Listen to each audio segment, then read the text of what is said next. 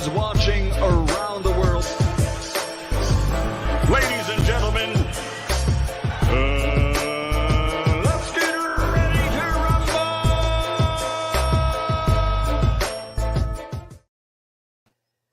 Yeah. What's up, man? It's our boy, Coach Malachi Williams in the building. We back. True Media Today, USA Boxing. We are back. We back up in here, man. I think over here in America, I think this is the second, this is the NFL weekend. So, that's pretty much what it is. NFL weekend. A lot of people watching football right now over here in America, American football.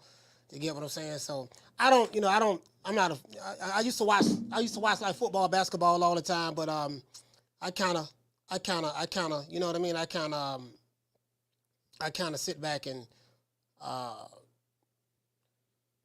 of like backed up off of it. You know what I mean? I kind of backed up off of it a little bit. You know what I mean? Past few years, it had just got kind of crazy. It became a little bit too political to me.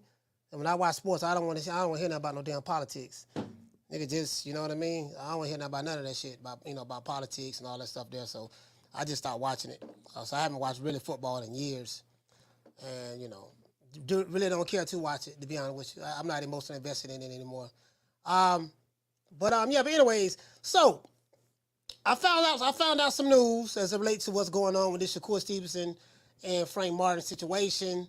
Kind of like what I figured, but I say, nah, you know what?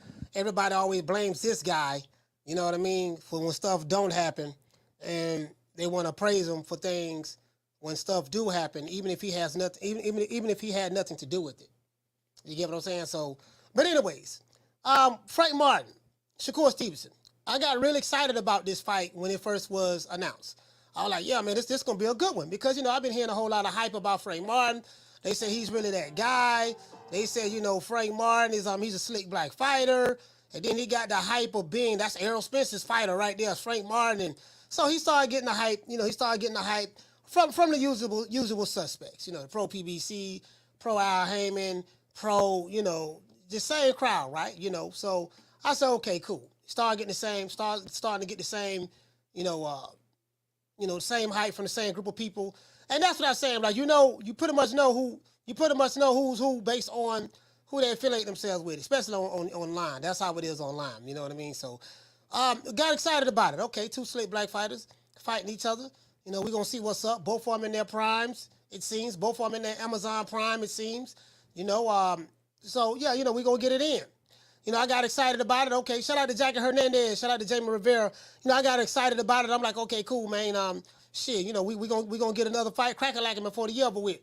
Now come to find out, hey, man, the fight is off.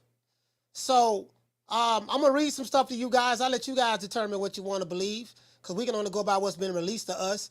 Fact of the matter is, I think from what we've been reported, that this guy did, the WBC had basically several fighters were mandated to fight Shakur Stevenson that was ranked in the top 10 with the WBC.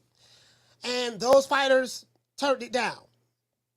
They say, nah, we ain't fighting him, right? That goes for Lomachenko, Isak Chihuahua, Cruz.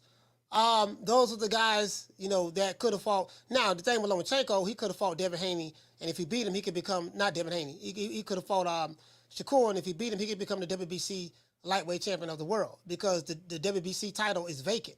They're fighting for a vacant title. So, but Lomachenko chose not to do that. Now I'm hearing that, hey, he wants to fight George Kambosos in Australia for no belts. So, okay, it is what it is. So now, for me, it's ducking going on all the way around the board. Ducking going around the board. That's the way I see it, because I'm going to use the same language that these other guys like to use when it's dealing with the fighter that they don't like. When it's a non-PBC fighter that they don't like, everyone is ducking.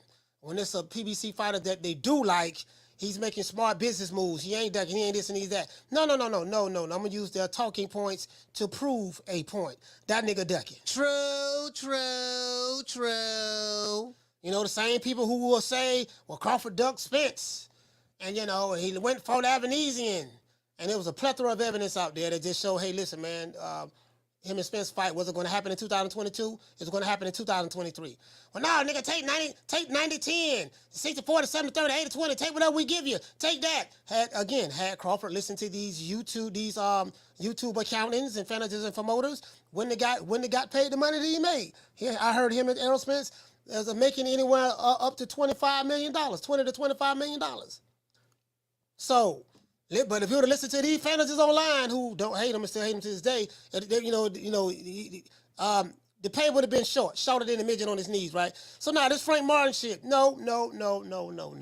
I understand if you are a diehard Errol Spence fan, you might have an emotional attachment to Frank Martin because Errol Spence is your boy, so you got to protect your boy's fighter. No, we not doing that over here. Not over here. This is not to protect your boy's fighter channel.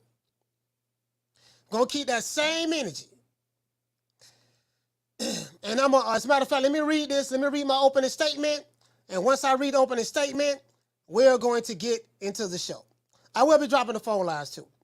Unveiling the curse. Is Shakur Stevenson suffering the same fate as Terence Crawford? What the hell do I mean by that? I'm going to explain. When it comes to fighters, especially in today's time, Shakur Stevenson is one of the best in the business. Along with the Devin Haney's, along with the Tank Davises, along with the Teofimo Lopez's, along with the what the guy named Keyshawn Davis, along with the Kid Austins, along with Vasily Lomachenko's, etc., right? Well, it ain't really too many etceteras after that, to be honest with you. And so he's one of the best in the business, right?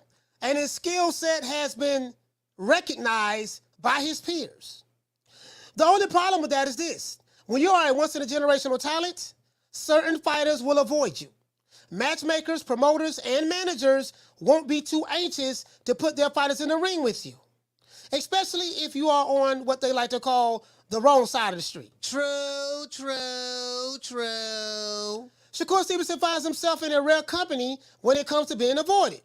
Now, of course, the pro-alphabet boy channels who Bill Haney has aligned himself with, they like to go around YouTube channels to say, no, he had a chance to fight for Undisputed. He should have took the 25%. He ducked Devin Haney. Those guys are basically pushing the narrative that Bill Haney is pushing through the alphabet boys. So that's how this works. I told you, those guys are like the Borg. They are one monolith group of people. All of them think the same way, talk the same way, move the same way, type the same way. It's like, that's just what it is. Guys who have never negotiated anything in their lives will tell guys who have a history of negotiations, will tell those guys what to do. Sometimes when you make an offer, the first offer gets turned down. Then they have something called the counter offer. And then the counter to the counter. And then sometimes they keep going until they reach a median ground. Very similar to Crawford and Spence. But anyways, that's neither here nor there. I wasn't there, but I'm going to go by what's reported. So I say Shakur Stevenson finds himself in a rare company when it comes to being avoided. Fighters from Top Rank, Golden Boy, and the PBC have turned down opportunities to fight Shakur Stevenson. Vasily Lomachenko, Isak Chihuahua Cruz, William Zepeda of Golden Boy, I think, George Kambosos, and Frank Martin have all rejected opportunities to fight Shakur Stevenson. As it relates to Vasily Lomachenko and Frank Martin, had they would have agreed to fight Shakur Stevenson, it would have been for the vacant WBC lightweight title. So far as I'm concerned, these guys have turned down an opportunity to become a champion. That's the way I see it. Isak Cruz, Chihuahua Cruz, he is a Chihuahua. We know that they saving him for Tank Davis. Tank Davis, that Isak Cruz and Tank Davis fight announcement should be coming any day now. I can promise you that. Isak Cruz was mandated by the WBC to fight Shakur at the 2022 WBC convention. And Isak Cruz and his daddy said no. William Zepeda and George Kambosos were made offers to fight Shakur, and they said no. Lomachenko, who is ranked number 1 by the WBC, had an opportunity to fight Shakur Stevenson for the vacant WBC title. Lomachenko said no. He's worried about the war in Ukraine, only to come to find out that he's negotiating a deal to fight George Kambosos in Australia. True, true, true. Now, Frank Martin, who was mandated by the WBC to fight Shakur, went into negotiations with Shakur to avoid a purse bid, because when they mandate something, the two promotional companies have so much time to come with a deal. If they don't strike a deal within 30 days or whatever the case may be, then it goes to a purse bid, meaning it's like an auction. The highest bidder win the rights to host a fight on whatever platform they choose. So from what's being reported, Frank Martin, who was mandated by the WBC to fight Shakur, went into negotiations with Shakur to avoid the purse bid. From what's being reported, both sides, Shakur and Frank Martin, agreed to all of the terms. Frank Martin agreed to all of the terms. His side of the fence, right? According to Michael Benson and Mike Coppinger. Only to have a change of heart afterwards. And say that he is no longer interested in fighting Shakur for the vacant WBC title. Said he ain't interested no more. All right, okay. What happened from the time they agreed to the terms to the time Frank Martin said, hey, man, I changed my mind, man. I ain't interested no more. Fuck being the champion. Never mind the fact that Tom Brown, who is, Tom Brown of TGB Promotions, I think it's TGB, and Al Haymon of the PBC, allowed Frank to fight Shakur on the ESPN platform. They let it go. Okay, go ahead and go on over there, man. We heard that a deal was struck not too long ago between ESPN and Tom Brown. They agreed. Tom Brown was happy. He was satisfied. Then the PBC was happy and satisfied. All right, cool. We struck a deal. Frank Martin and Shakur Stevenson will be fighting in November. Next thing you know, a couple of days go by. Frank Martin say, nah, dog, I changed my mind. The question is why, though. That's the question is why. That's what I want to know. In my opinion, Shakur Stevenson reminds me a lot of Terence Bud Crawford. When Crawford moved to the welterweight division, he called hell landing big fights with the top fighters in his division. He was told things like, you're on the wrong side of the street. You with the wrong promotional company. You with the wrong network. You never should have re-signed. All of those things, right? You're not a star. Remember that? Fighters like Keith Thurman, Danny Garcia, and even Errol Spence at one point in time avoided Terence Crawford like the bubonic plague. True, true, true. One guy was saying you're on the wrong side of the street. Another guy turned down $3.5 million or somewhere around there. Said, no, I'm good. And the other guy said, oh, man, he was too small. He ain't fought nobody. Keith one time Thurman, yeah, man, he got to build his weight up. He's not a true welterweight. That same Keith Thurman is begging to fight that guy now. At the end of the day, Crawford, was able to stop Sean Porter and Errol Spence. Beat Errol Spence worse than he's ever beat any man before in his life, in his pro career that I know of. True, true, true. But those fights eventually happened 5 years later. We got those fights 5 years later with Sean Porter and Errol Spence fighting on Terence Crawford.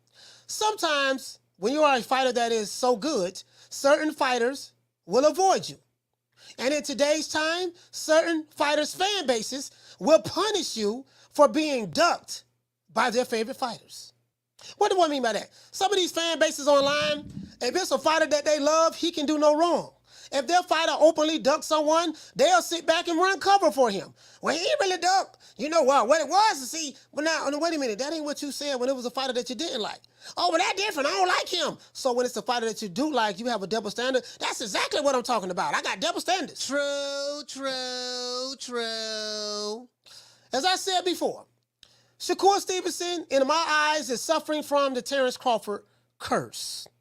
What is the Terence Crawford curse, someone may ask? It's when you're so good as a fighter that the so-called top guys in the division are afraid to fight you, even when it's for a title, because you're looked upon as high risk and low reward. When you got dudes openly avoiding you with no shame, and they got the nerve to tell me these fighters today are comparable to the fighters of yesterday. These fighters today don't even have a third of the heart that the fighters of yesterday had. I couldn't imagine Marvelous Marvin Hagler having a shot at Vito for the title, and he turned it down. I can't imagine Sugar Ray Leonard, him and Benitez fighting each other, getting ready to fight each other, and for the title, and Sugar Ray say, nah, you know what, man, nah, baby boy, I'm gonna pass on that deal. I can't imagine Julio Cesar Chavez, Salvador Sanchez, you get what I'm saying? Rafael Gomez, Carlos Monzon, Roger Mayweather, just any of those guys, Pernell Whitaker, we got a shot at the title, dog. Now what we gonna do? Who that is we fighting now? Oh, I don't know about him now. Oh shit, that might be a little bit too much now. Now, I would fight him, but might be just a little bit too much on that there, man. True. That's why you can't be comparing these niggas today to old school. They got all this sports science, all this sports medicine. They got all that stuff there. But guess what they don't have? They ain't got no heart. But this bum is taking the easy matches, fighting other bums. When I say heart, I mean they have heart because they're boxers. They get in the ring and fight. Dude be talking about, yeah, man, you ain't no fighter. No fighters put their lives on the line. I said they chose to put their life on the line. Like, niggas kill me when they say that. Man, them fighters, they be putting their life on the line. I say they do that by choice. They chose to be a fighter. They chose to get punched in the face. They chose to risk getting knocked out or killed in the ring, or knocking out or killing someone in the ring. That's their choice. What you want, a hero cookie? Ain't nobody make no fighter go in the ring and do anything. They're doing it because maybe that's the only thing that they know how to do. But I'm not going to praise a nigga for doing something that he chose to do. Nah, I'm not going to do that. I don't give a fuck who it is. Let's give everybody a round of applause.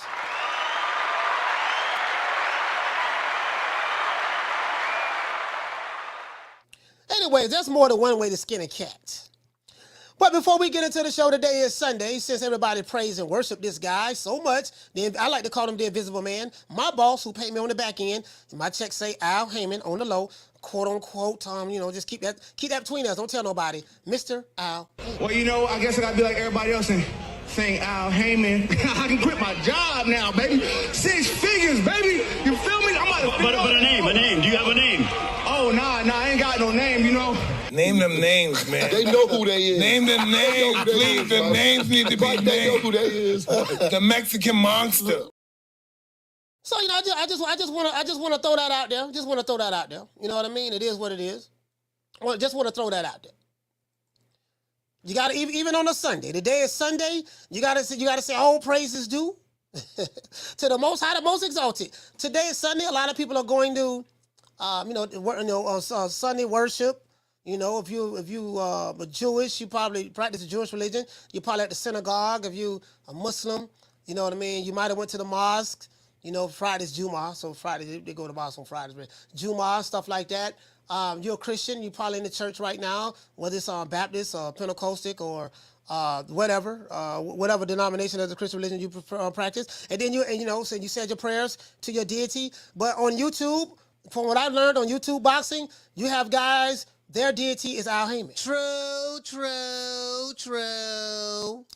And just like the saviors that people worship and praise, you don't see those guys. You don't get to see them. We don't get to see what God looks like. Don't nobody know what Jesus looked like. Don't nobody know what Muhammad looked like. No, none of these guys. We worship and praise them, but they don't have a face. We don't know what they look like. Al Haymon is very similar to those guys. Al, anybody? We just know him by name. It's like, as I say, I use this parable all the time. It's very similar to Charlie from Charlie's Angels. The angels are working for Charlie, but no one know what Charlie looked like. The feds don't know what he looked like. Department of Homeland Security don't know what he looked like. The Department of Justice don't know what he looked like. The local police department don't know what he looked like. Hey, we know his name, but don't nobody know what he looked like. True. Receiving checks. Receiving checks. From a man that we don't know what he looked like on the back end. You get what I'm saying? So it is what it is. But let me show you guys this here. I want to show you guys this here. Let's get ready to get into the show, man. Get ready to get into the show. Y'all get the likes up. We got over 245 people here, less than 100 likes. Let's get the likes up. If you're sitting here watching the show, hate watching the show, don't want to hit the like button, Riley. Look, fuck you. Fuck the plane you flew in on. Fuck them shoes. Fuck the socks with the bell on it. Fuck them cheap-ass cigars. Fuck your yuck mouth teeth. Fuck your hairpiece. Fuck your chocolate. Fuck Guy Ritchie. Fuck Prince William. Fuck the Queen. This is America. My president is black and my Lambo is blue, nigga. Now get the fuck out my hotel room. And if I see you in the street, I'm slapping the shit out of you. Now let's go over here and see what's up. Let's go over here and see what's up. All right, this is from me. Let's go to Michael Benson. Let's find. Let's see right here. They got. But they say, boy, they got that boy Frank Martin looking bad. That boy out here on training wheels, man. Got that boy on training wheels. Okay, let's go. Now, there's some more good things that's coming out of this too, though. You know, the good thing that's coming out of this is we might be getting a fight with Shakur and Edwin De Los Santos. I know a lot of people praising De Los Santos. They say he's the next such. I'm taking all bets. Anybody that like De Los Santos over Shakur, please send me that money cash app when that fight get ready to be made, and we will see exactly how much you like him. What's going on, Keena? I know you like De Los Santos. I haven't seen you since, shout out to Keena. We ain't seen you since Errol Spence, since your boy got knocked off. Keena, you been gone since your boy got knocked off. Big fish. You came back out, huh? All right. Shout out to Michael Benson. Michael Benson says Shakur Stevenson versus Frank Martin is off, as Martin has now U-turned and pulled out when the contract was sent to him after a deal was agreed upon. Let's read that part one more time. Not one more time, one more time. Shakur Stevenson versus Frank Martin is off as Martin has now U-turned and pulled out like he was trying to keep his baby mama from getting pregnant again. True. They say Frank Martin has pulled out when the contract was sent to him after a deal was agreed upon. He told his baby mama, baby, I am not trying to have no more cheering from you. True. Top rank officials have said Shakur versus Edwin De Los Santos is next in line for the vacant WBC lightweight world title. Now, this is what I'm talking about. This they one right here, right? Edwin De Los Santos? That's what I'm talking about? Bad Dominican. He's a bad boy. It is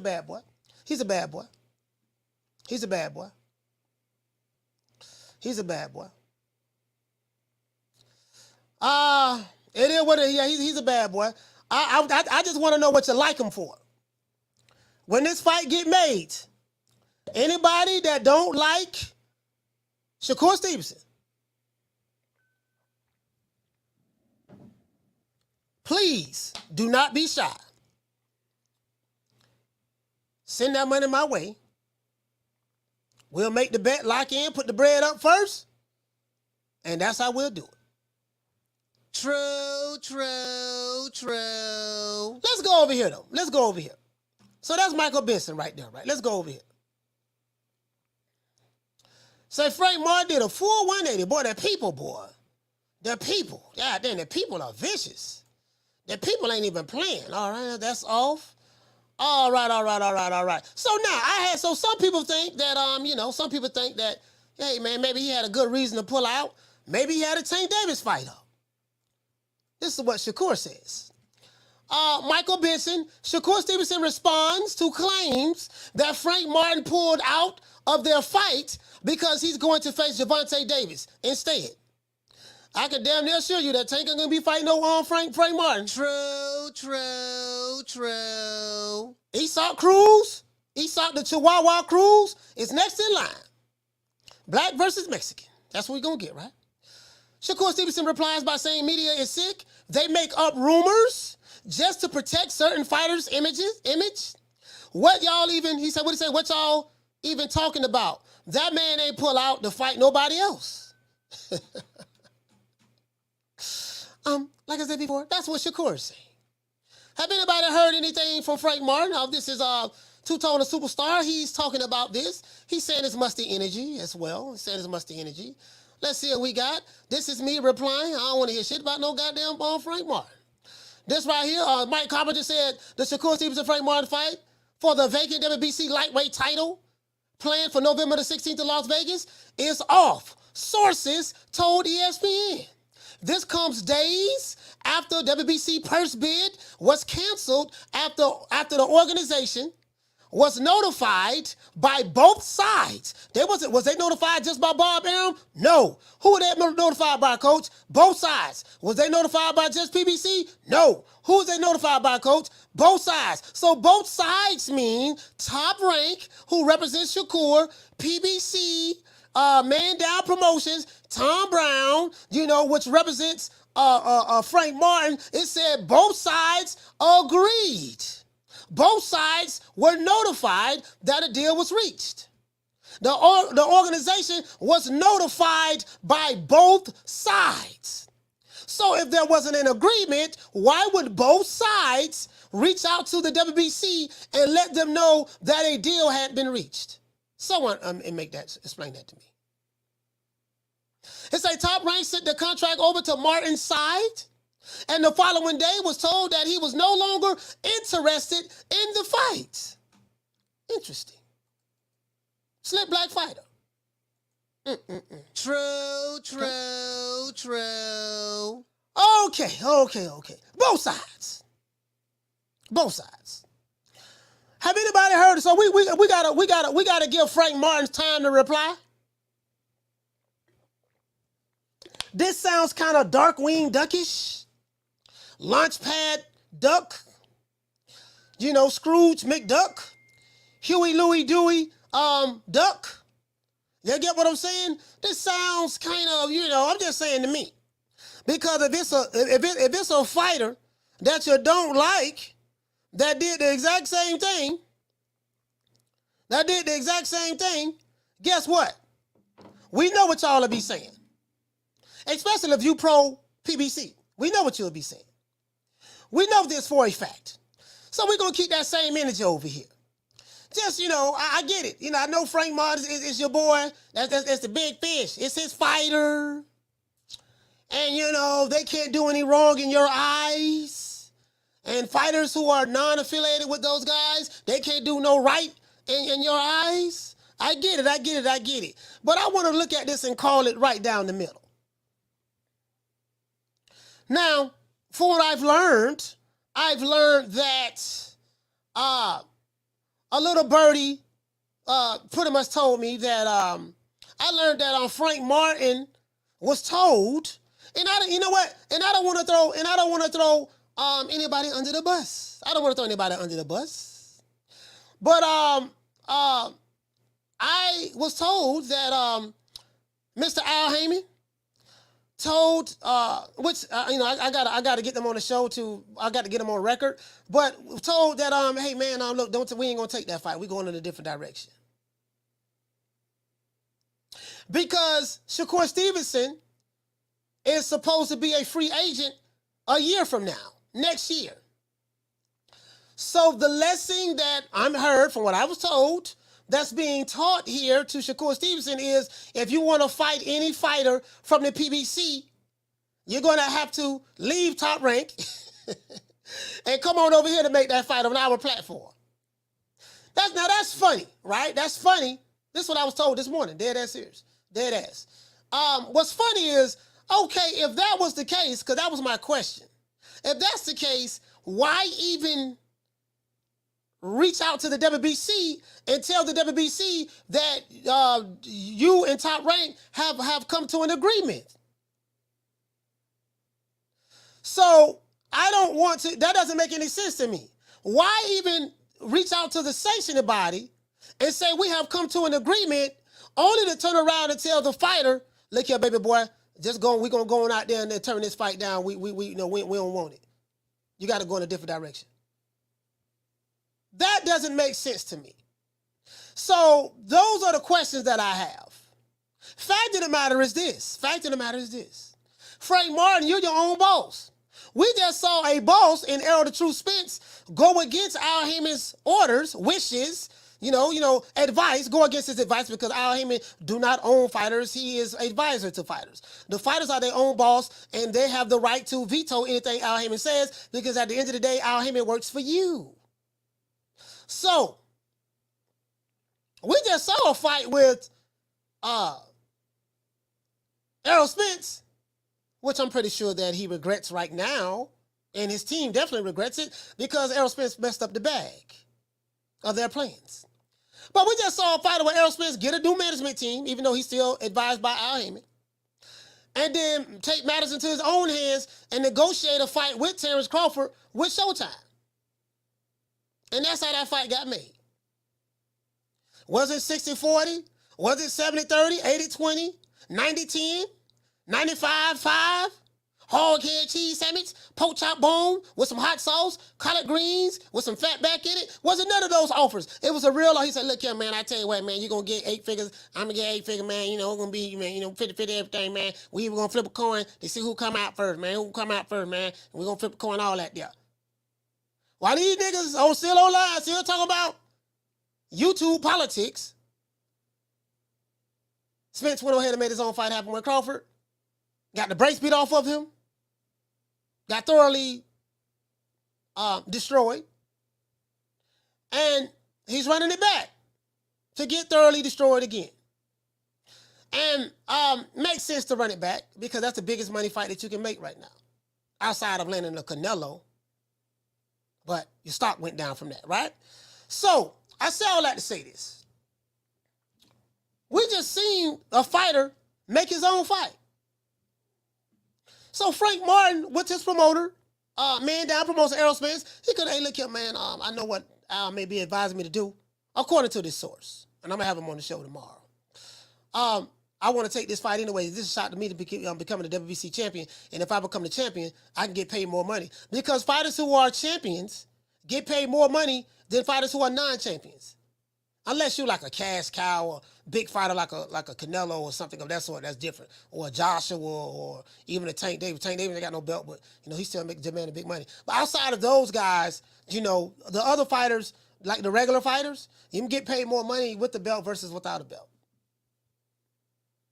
So, it is what it is. Shout out to Yamas. Shout out to Yamas, man. What'd you say? What'd you say, Yamas? You said, what's Charlo's purse for the Canelo fight? Yeah, I don't know. I don't know, fam. I have no idea. I don't know what's his purse for the Canelo fight. I have no idea. Shout out to Drumming for Life. What's going on, fam? Drumming for Life. John B. Poetic. You know what I mean? Are you all right, baby? hey, John B. Poetic, boy, I ain't gonna lie, boy. Hey, John B. That was one of our black singers. True. Hey, John B. Poetic, we had on adopted you back in the day when you came out. And we came out, cause I think Babyface had signed you, right? We known for taking white talent and making it black. True. Shout out to my sister Lisa Bell. Shout out to Summer in November. How you doing, sis? Shout out to Christopher. What's going on, brother? Shout out to Legacy Mindset. Shout out to Gertz. Shout out to Miguel. Shout out to Jamie Rivera. School of X-Man. What's going on, baby boy? Shout out to Scott G in the building. Bruce Gas. Shout out to Matthew Bishop. Salute, fam. It is what it is, etc., etc., etc. So that's my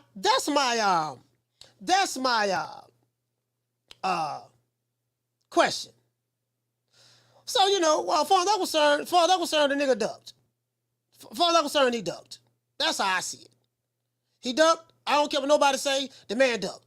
Even if his team advise him to go ahead and back. Bro, what's the pump fake for? Now, the good news is this. I get an opportunity to make some more money for anyone who have the nuts to bet money on Edwin De Los Santos against Shakur Stevenson. Because as a matter of fact, let me show you this. Let me show you a list. Let's go to the WBC website. I'm going to show you a list.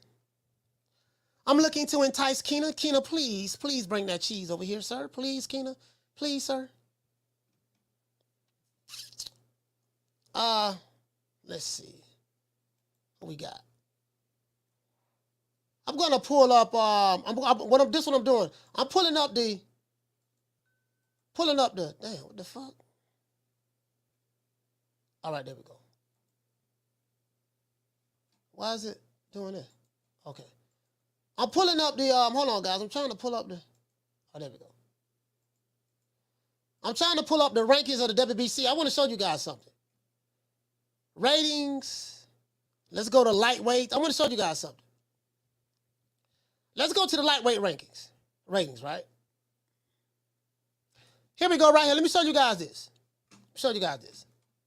Share this tab. I want to show you something. Right here, let's blow this up. Let's blow this up. Right here, let's blow it up one more time. Right here, the WBC lightweight champion is vacant. Why? Because Devin Haney has moved up to 140. The WBC took his belt from him and said, well, if you moved up to 140, we're going to take it. So they took his belt. They made Devin Haney a champion in recess. He's a champion in recess. The silver WBC title holder is Cruz. Chihuahua Cruz Jr. The international WBC title holder is Frank Martin. So we have an international duck and we have a Mexican duck right here. What do you mean by duck? I'm finna show you. Shakur Stevenson, well, they have Vasily Lomachenko number 1. Now they have Shakur as the number 1 guy. The WBC tried to make a fight, mandated fight with Vasily Lomachenko and Shakur Stevenson. Guess what happened? Vasily Lomachenko ducked him. Yes, the Matrix ducks as well. He said that he's worried about the war in Ukraine. He wants to go over there and get on the war, worry about the war that's going on in his country. That's the reports that were put out.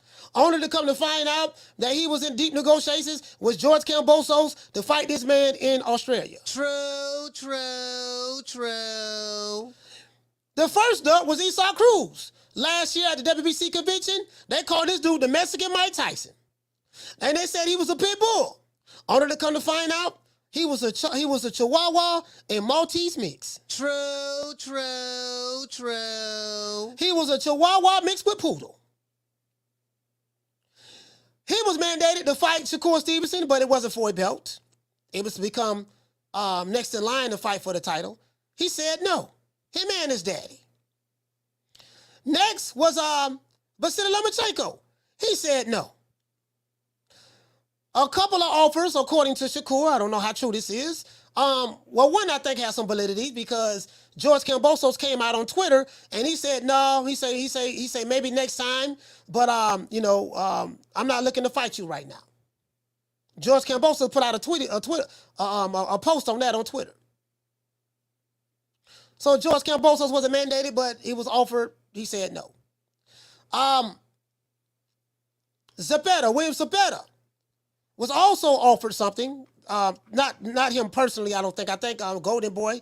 I remember Golden Boy put out a tweet on their Twitter feed saying right now at the moment, William Zepeda would not be fighting Shakur. Not at this time. At a later time, they can get it on. And then, as the latest has been Frank Martin. Frank Martin, as you read, guys, him and his team agreed to terms.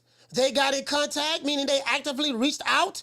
Top Rank and PBC actively reached out separately to WBC to inform them that, hey, we have agreed to terms and the fighters will be set. And next thing you know, Mike Carpenter, Michael Benson, Top Rank, them, they put out a tweet saying that, hey, man, we have a fight date and everything for February the 16th. Only to come to find out that Frank Martin said, nah, you know what, baby boy, hold up, swole up. Let me do a U-turn. I changed my mind. I'm going to have to pass. True. Now this guy by the name of Edwin De Los Santos, he's a Continental America's champion, El Dominicano, right? And now the WBC is going to mandate this fight. I wouldn't mind seeing this fight. I want to see this fight bad. I most certainly do. True. I want to see that fight bad. Let me go ahead and drop these phone lines. How many likes we have? That's it. I'll drop the phone lines now. Fuck it. Phone lines fixing to get ready to drop. But before we do, we got to say shout out to Gloria Day, my sister, your sister, the other sister, and all of the, what is it, Gloria Day and the family set trips. And another thing too, guys. I want to say this.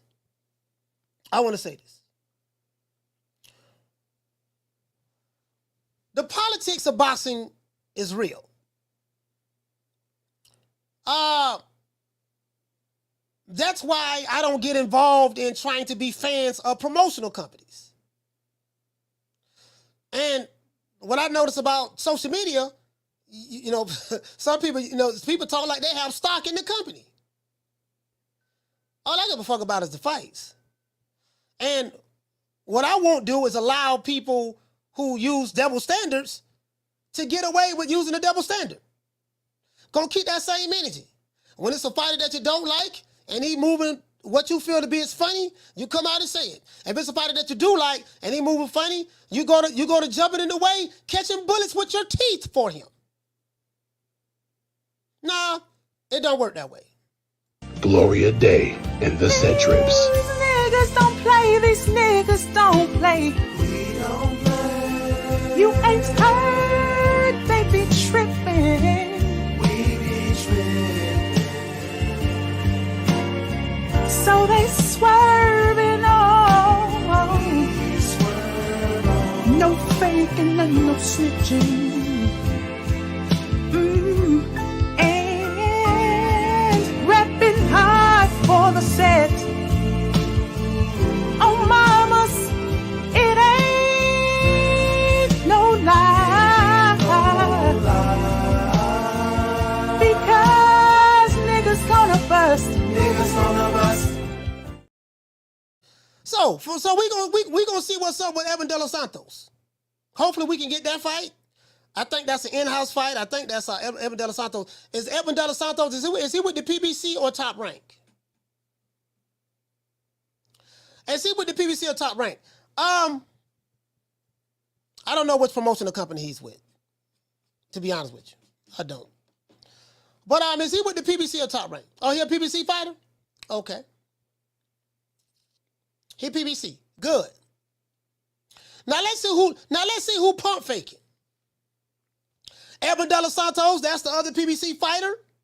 So WBC mandate this fight, and let's see how negotiations go this, and let's see how it go this time.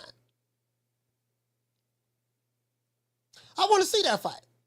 And hopefully, and another thing, the reason why I was disappointed that the Frank Martin Shakur Stevenson fight didn't happen, because it proves and shows time and time again this wrong side of the street stuff is some bullshit. It's duck language that fighters use. Now, what they do in the business is what they do in the business. But I'm saying, when you hear a fighter saying this, it's duck language that fighters use in order to avoid certain fighters. True. Because when they're going to talk about that, all the shit sound like some duck language to me. I said, these niggas quacking. It is what it is. It is what it is. So I would love to have this fight. I would love to have this fight. Love to have it. Absolutely. I would love to have this fight. Shout out to 3 for 10. Hey, okay. For dropping that quarter of a bam dub on your boy. Hey, Leroy. Super chat received. Playtime's over, boy. What to say, fam? You say love the show. Frank Martin let the whole hood down. No way he from Detroit. Turned down his biggest fight in his career. You know what, man? I just, man. I don't know what to say, man. Hey, 3 for 10, but fam, you know, I don't know what to say, bro. I really don't know what to say, bro. I don't. It's like you know, I learned a lot of game from the Detroit players in the nation now. So, like, you know, I got a lot of love for Detroit now. I know some real ones coming out of Detroit. But the information that I received, man, I heard that he was advised to turn it down. Because Shakur is going to be a free agent next year. But that don't make sense to me, because why even tell the WBC we agreed to terms in the first place, only to turn around and say, nah, we changed our mind. So I don't know. That's what I need that to be cleared up. Should I help someone? True. Hey, okay. For dropping that quarter of a bam dub on your boy. Hey, Leroy. Super chat received. Playtime's over, boy. He said, Coach, you need to be the first to get an exclusive interview for Frank Martin. Man, listen. Even though I get checks on the back end from Al Haymon, I can promise you there would not be a PBC fighter on the planet Earth that would do an interview with me. Boy, when I tell you I'm a no-fly zone for that side of the street, I'm a no-fly zone. Like the memo has been put out, literally. It is what it is. But I still take the back end money though, so it is what it is. Just being honest with you. And I don't reach out to a lot of fighters anyways, to be fair. I really don't reach out to a lot of fighters. I don't. You know what I mean? So I just like let the other guys reach out to them, get the interviews, and I can look at the interview and chop it up and, you know, and give my analysis on it. Down from the bar, there's a platform stage. People pimping, sharp as razor blades. Let me go ahead and drop these phone lines, man. Let me go ahead and drop these phone lines right now. As a matter of fact, before we drop the phone lines, we got to pay some bills. Shout out to my main man, Big Gip of Goody Mob, and shout out to the Gip Goody. About you. And ever since that first night, it seems like I've been going crazy about you. Mint green chrome in the butt, burnt orange 550. Say the pinky ring pimp, give love pussy. Seafood, big pool, make your girl look. Backwoods, big grill, watch the chef cook. Talk slow, big smoke in the moonlight. Knock your doors down, shout it till your mind right. East Point, Fulton County, where a nigga from. Got love. Hold on, guys. Hold on, guys. There we go right there. Phone line's open, man. 530-494-9636. 530-494-9636. Phone line. You want to talk some shit? Call me. Start some shit, bitch. Sup, fool? You gonna talk shit about me, homie? Where you from? Hundreds of niggas is waiting for your motherfucking call, and they all talking shit about you right now. Call the coach at 530-494-9636. We waiting on your bitch ass. So we gonna see what's up. So that's the confusing thing to me. That's the confusing thing to me. Okay, so we agreed to everything. Only to turn around and say, and not only that, you reached out to the WBC to let them know, yeah, man, everything Gucci, man, we done worked it out. We gonna let Frank going on over there to ESPN. He let him fight on that platform. Only to turn around and tell Frank, nah, baby boy, we going in a different direction.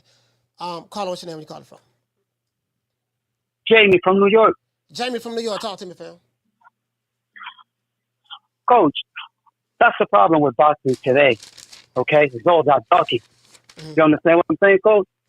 Bro, I don't know what it is with these fighters today, man. You know what I'm saying? And to be honest with you, I'm surprised that Martin took that fight with Shakur. I feel Shakur is a level or two above him. You know what I'm saying? If anything, to me, he's on the same level of Keyshawn. And those guys been going back and forth, if I'm not mistaken, for a while. So, I don't know, bro. Coach, boxing today, man. It's disappointing, man. You know what I'm saying? These guys, man, they're not tough no more like they used to make them, to be honest with you. You know? But yeah, Coach. So I hear that they got...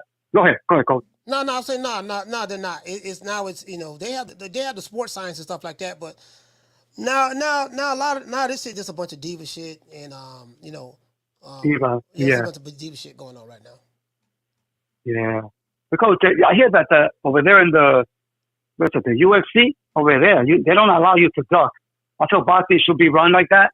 You know what I'm saying? And I'm sure we'll get the better fights, the fights that we want. You know, because these fighters today, they get to pick and choose their opponents, and sometimes, most of the time, that's not good for boxing, man. You know, for true fans like us. But yeah, man. But Coach, man, keep up doing your thing, man. I'm gonna let you go. All right, later. James, salute.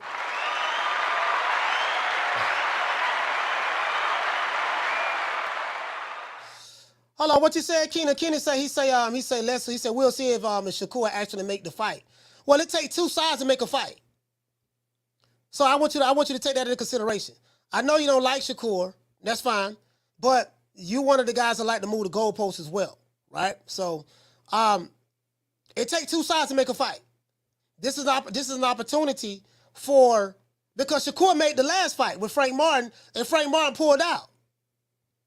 But I'm pretty sure you overlooked that. But at Edwin De Los Santos, it takes two sides to make a fight. If the WBC is going to make that fight next, mandate that fight, if the WBC is going to mandate that fight, then guess what? It's going to take both of those guys, Keenan, to make that fight happen.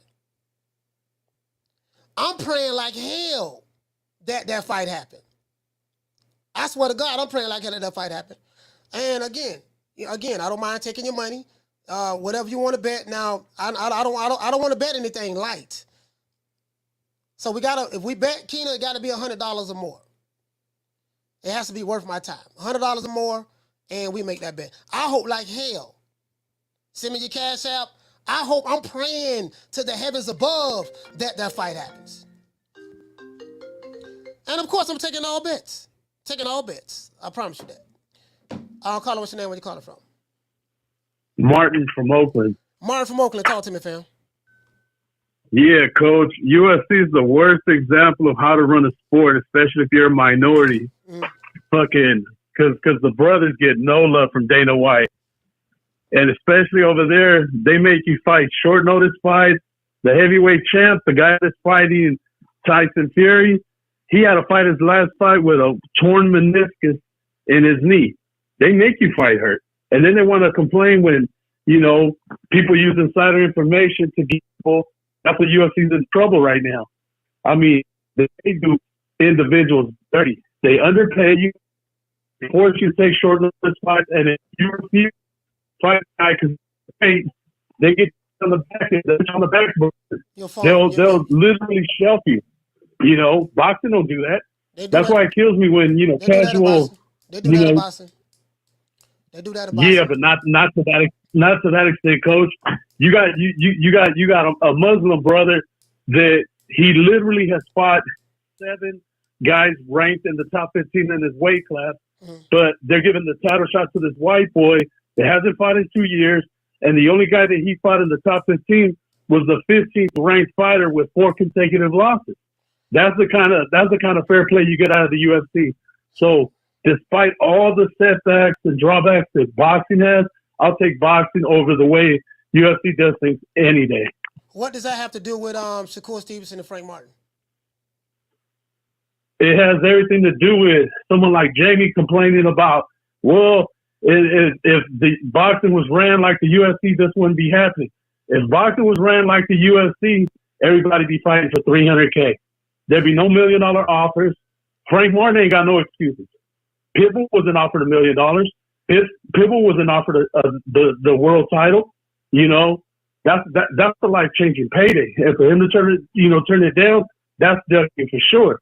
Now, when it comes to Loma got 2 losses in his last 5 fights. Tiebreak ain't trying to break the bank to make a pay-per-view fight with him and Shakur. So he got to get while the getting is good. Take that easy payday in Australia against Kambosos, because 26-year-old Shakur, he's still going to be around. He could go pick up that check, come back 6 months to a year later, fight Shakur, when Shakur will either be the WBC champion or a unified champ. And then that fight will be worth even more, because Loma be coming off a win and not off his, like I said, second loss in 5 fights. All right, Martin from Oakland, man. Salute, fam. Thank you for calling the show. For sure.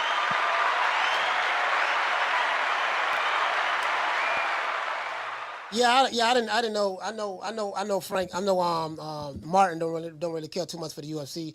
Me personally, as a boxing fan, I don't give a damn. I mean, it's up to the athlete to negotiate whatever contract that they have. It's not my problem to worry about how much a fighter gets paid, what fighter makes more, what sport makes more. I don't care. I don't get none of the damn money. I really don't care. As a fan, I just want to see the competition between the two. Now, I do know it's a business, but that's something that those fighters and those athletes are going to have to work out for themselves. Actually, the UFC has a different business model than boxing. Boxing has been around Carla, hold on. Boxing has been around forever. So, and UFC's been around for what, 30-something years? So, boxing and the UFC have two different business models. So, if you don't like the UFC, that's fine. Don't watch it. There's nothing wrong with that. And I think Martin said something about the black fighter and this and that. So, I mean, you know, I don't know what he's insinuating, you know, because he didn't necessarily come out and say it. But if I was to grasp straws, that maybe he's insinuating that, hey, man, they treat blacks, you know, unfairly over there. Maybe it's some kind of racism or whatever. But, you know, in boxing, they don't do that. In boxing, you have fighters that have to fight injured all the time. It's just that they're not the big no-name fighters. You have fighters that get screwed around financially all the time. It's like that, you know, again, the average boxer only makes $40-something to $50-something thousand a year. So when you tell me, hey man, you know, in boxing they don't do this and don't do that, the average fighter don't make no money because this is the issue. We have a tendency to look at the top guys and think that the top guys is a representation of everybody else in the sport of boxing. Nah, if Tank getting paid, if Shakur getting paid, if Devin Haney getting paid, if Terence Crawford, Errol Spence getting paid, for every Errol Spence, there's a whole bunch of goddamn Rolly Romeros or Isak Cruzes or Whole Kid Cheese. We have a tendency to look at all these top guys. Say, okay, what about the guys who ain't the top guy in boxing? I got a bunch of them that I can get over here and interview that you guys won't even know. I got a couple of fighters that's coming on the show. You don't even know these guys. Y'all ain't crying out for them because those guys get overlooked because you don't know them.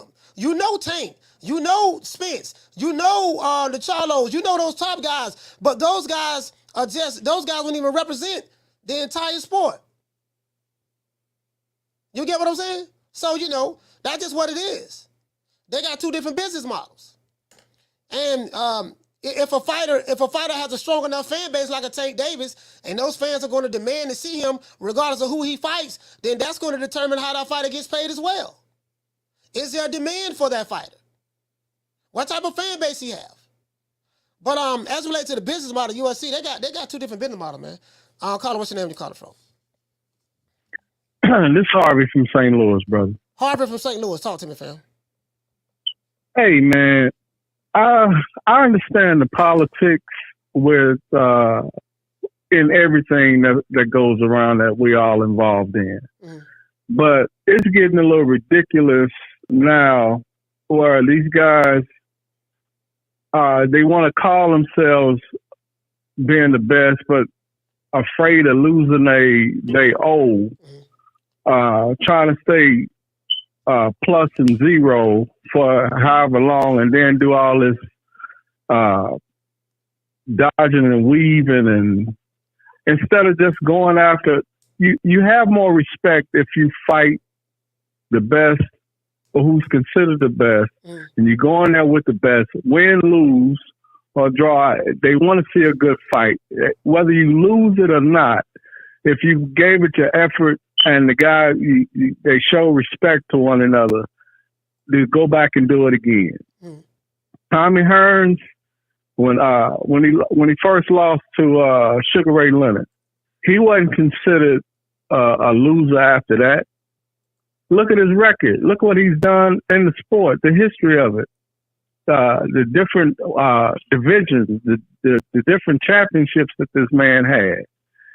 Make him no less a value in the sport than Sugar Ray Leonard was. In fact, they all cropped in the same era because these guys in that era, they all fought each other. They didn't duck each other. They all went after each other. Yeah. Despite what was said, they were man enough to challenge each other. But these cats today, I don't get it. Yeah, you know, they might as well wear skirts, walking around here acting like, I don't get it. You know, they don't act like men. I mean, that's just how we grew up. Yeah, you wasn't afraid to you took your ass whooping, but you kept it pushing.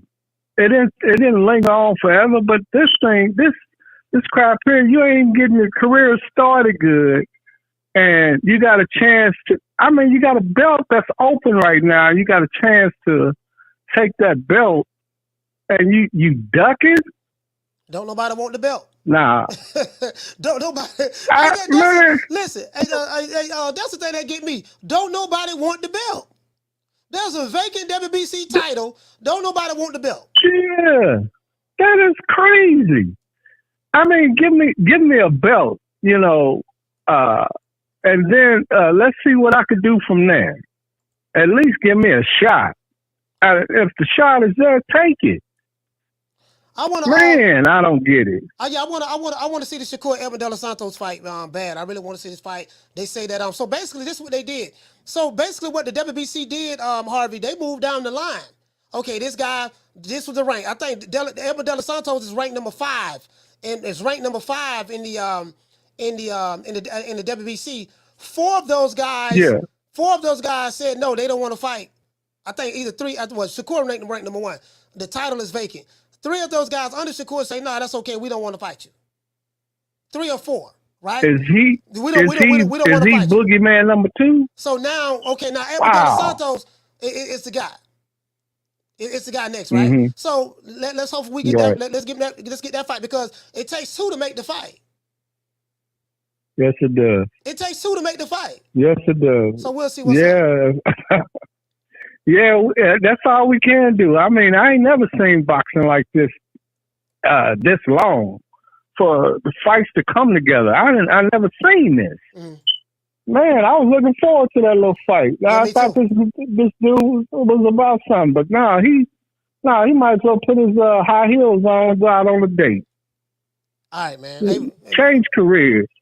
All right, shout out to Harvey, man. Harvey from St. Louis. Salute, brother. Thank you for calling. Yes, sir. Yeah, man. You know, I'm just saying, man.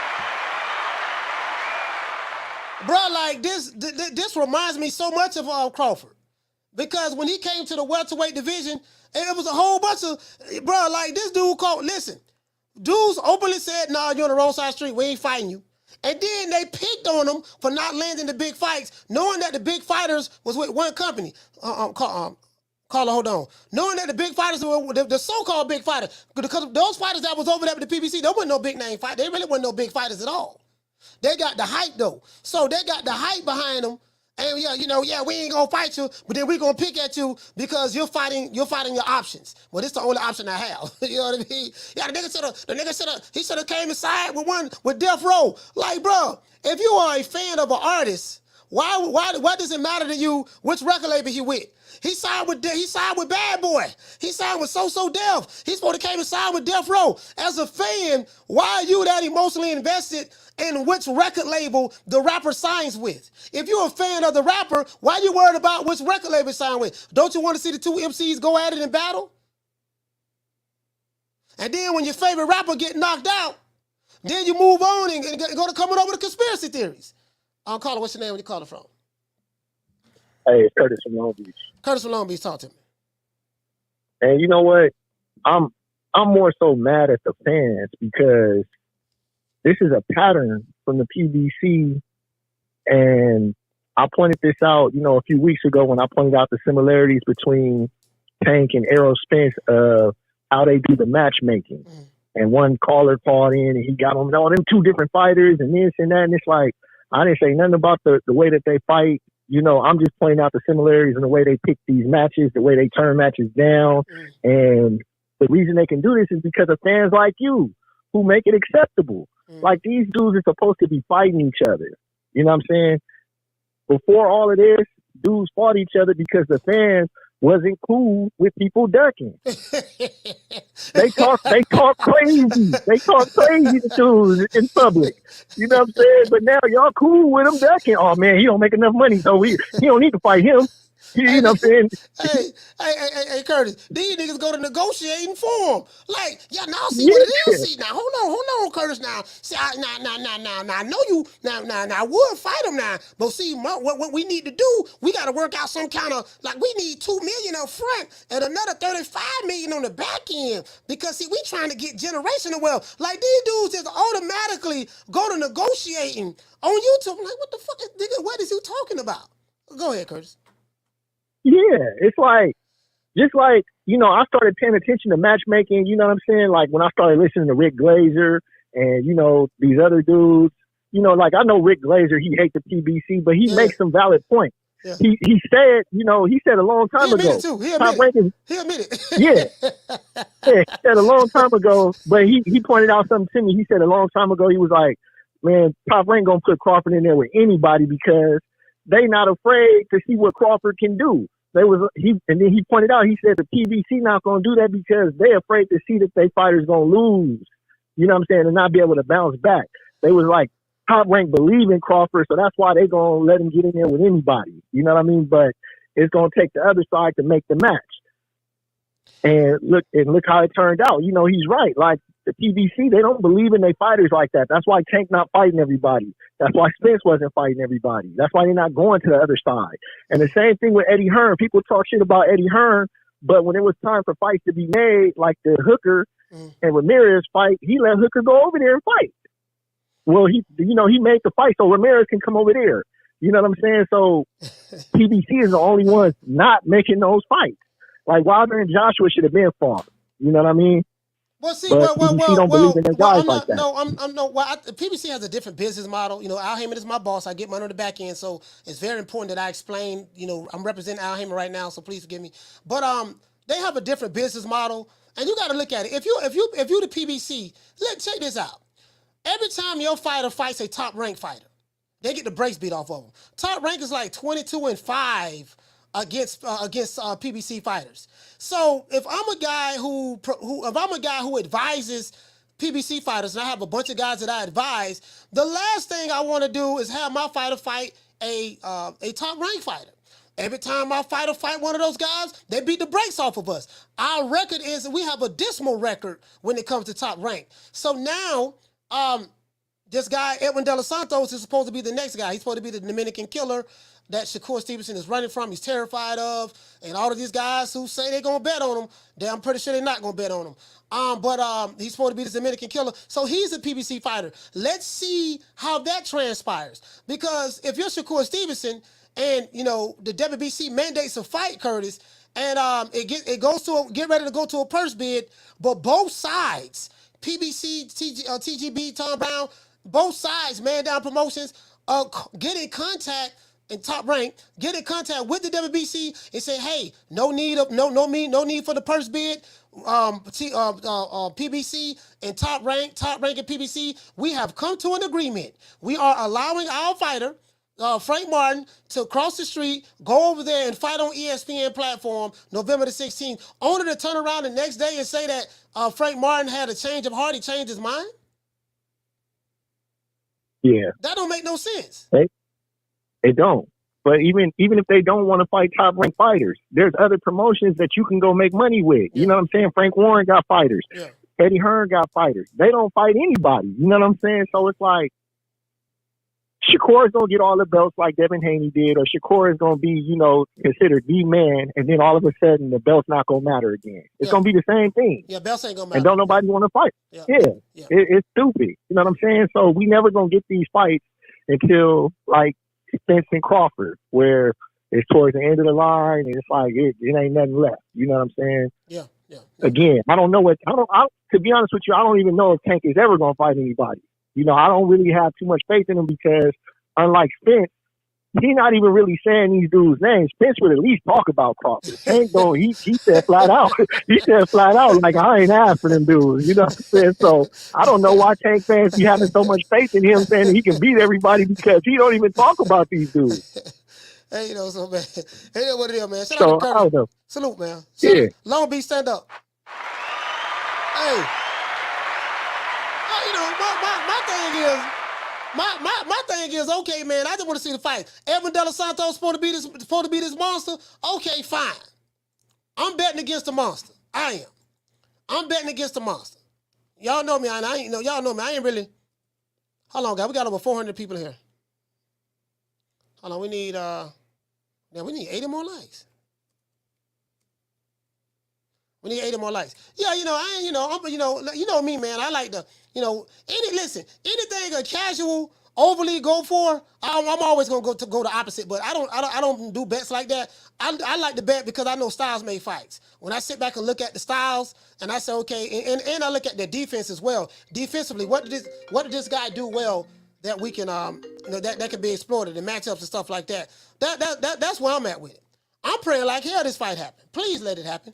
Caller, what's your name? Where you calling from? What up, Coach? Giannis from Brooklyn, man. Giannis from Brooklyn. Talk to me, fam. What's going on, man? Good show today, man. I like the subject, man. Now I just want to call and make a quick comment, man. Like, it's like people don't when fights are not being made, it's usually the money side, the business side. I don't really think fighters are afraid of each other. Fighters fight, you know. And I think a lot of the PBC guys, they seen the Al Haymon did with Floyd. Not keeping in mind, Floyd had to pay dues to get to that level, man. Yeah. You know what I mean? Like, you're not gonna come in and like have somebody guard your shit and make all this money. You're gonna have to at some point take a shot, be a B-side, win, lose a fight to make that shit to get this kind of money, man. And like we in everywhere YouTubers is making fucking 8-figure purses. You know what I'm saying? Like, it's the fans. The fans are interested in foolishness as opposed to great fights. And I think that's what's hurting the game, man. You know, business is business. I can't knock a guy.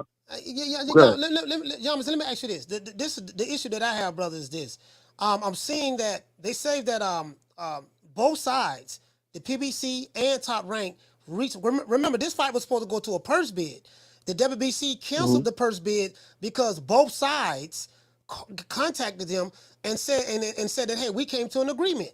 So my question is, if the PBC and Top Rank or Tom Brown, I think that's TGB, Tom Brown and Top Rank came to an agreement, meaning the people who represent Frank Martin and the people who represent Shakur came to an agreement.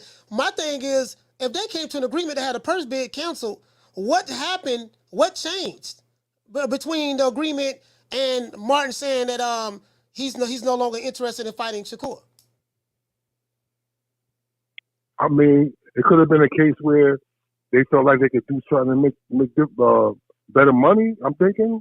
Yeah. I don't know why you were reneging on the deal. I'm like, I don't know no inside shit, but I don't know. You motherfuckers be all over the place. I don't see why you would accept it and then turn it down.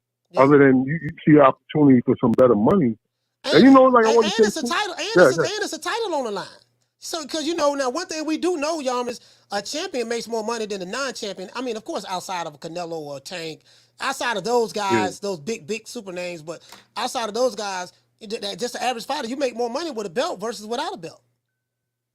Absolutely, I agree. But like, you know, like you said, this shit's watered down. I mean, they got 4 fucking belts, champion, immortals, intern. People don't know you got to pay for the physical belt. You got to pay the fucking things in the bodies. Like, you know, there's a lot of money going around circulating, man. And if things ain't right, the fight don't happen, man. It's not easy. We as a fan, we got to stop buying the bullshit. When that happens, the money will change, man. And we'll get better fights, in my opinion. That's what I got, Coach. Thank you, man. All right, shout out to y'all, man. Brooklyn, stand up, fam.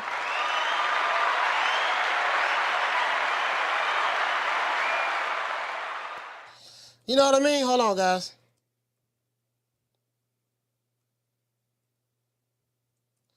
So, I mean, it is what it is, man. I mean, that's just the way I see it, fam. Like the nigga's a duck to me. He's a duck. It is what it is. Shout out to OP Gamer. Hey, okay. For dropping that. Bam, dub on your boy. Hey, Leroy. Super chat received. Playtime's over, boy. He said, "What up, coach?" He said, "This is exactly why Dre." Hold on, what did he say? Hold on. Caller, hold on. What did he say? He said, "What up, coach? This is exactly why Dre and Teddy Atlas," he said, "pushing structure like the NFL and the NBA, etc." He said, if you're registered as a fighter, you're obligated to fight under some system, not just chill until you need or want a bag. Yeah, that's what I think. Yeah, Teddy Atlas is fighting an uphill battle because boxing, you know, there's no regulation. So boxing, the power brokers in boxing don't want to change. You know, that ain't gonna happen, man. To be honest with you, I mean, Teddy is fighting a good fight. He's definitely fighting a good fight, but it just ain't gonna happen, bro. What you say, fam? You say it would also keep the sanctioning bodies in check. Yeah, I mean, the sanctioning bodies are, they're able to, pretty much, be controlled by whoever got the money. You get what I'm saying? The promoters and the power brokers in the sport of boxing control the sanctioning bodies. That's how you can get fighters move up and down the range. From the bar, there's a platform stage. People pimping, sharp as razor blades. I'm calling. What's your name? Where you calling from? All right, man. This is Mike Lowry from OKC, man. Mike Lowry, talk to me. Hey, man. It's duck energy. Let's keep that same energy that these other motherfuckers be online talking down about motherfuckers being ducks. The nigga is a motherfucking duck. That's all it is, too. Simple as that. You know what I'm saying? You a duck, nigga. And your camp is full of straight hoes. Ain't nothing but hoes in your camp now, nigga. Crawford didn't beat your best nigga in your camp. You can't have too many losses at that camp in 2023. That's my opinion. Fuck them. They hoes, and I don't want to hear nothing else about it. Hey, man, shout out to Mike Lowry, man. OKC stand up. Salute, fam. Salute to you, brother. Thank you for calling, fam. Mike. Hey, look here, man. Hey, these niggas, you know what? These niggas be wiggling and pooting. Listen, when it don't fit the narrative, these niggas be wiggling and pooting. Hold on now, wait a minute now. What you mean he ain't ducking now? Now hold on now. You see what it was? See, we agreed to the terms, so the money wasn't the problem. We agreed to everything. But see what it is? See, they said this what happened, right? They go to niggas explaining. This how you can tell. This how you can tell when a nigga don't, when it's a fighter that a nigga don't like, but he try to act like he do like him. When it's a fighter that a nigga don't like, but he try to act like he do like him, what they do is when it's all laid out on the table for him, right?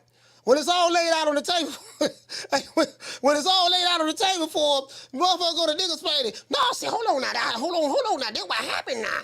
Now, I know what they saying, but see what it really was when Big Booty Judy was talking to Third Leg Tyrone, Bow-Legged Kim came over with a whole head cheese sandwich. They had to get the microscope, the magnifying glass, and they looked at the fine print of the fine print, and they saw something that was there that wasn't there originally that they had missed. They go to niggas play. We must internalize the flatulation of the matter by transmitting the effervescence of the Indonesian proximity in order to further segregate, to preclude on the issue of world domination would only circumcise the revelation that reflects the aphrodisiac symptoms which now perpetrates the Jerry Curls activation.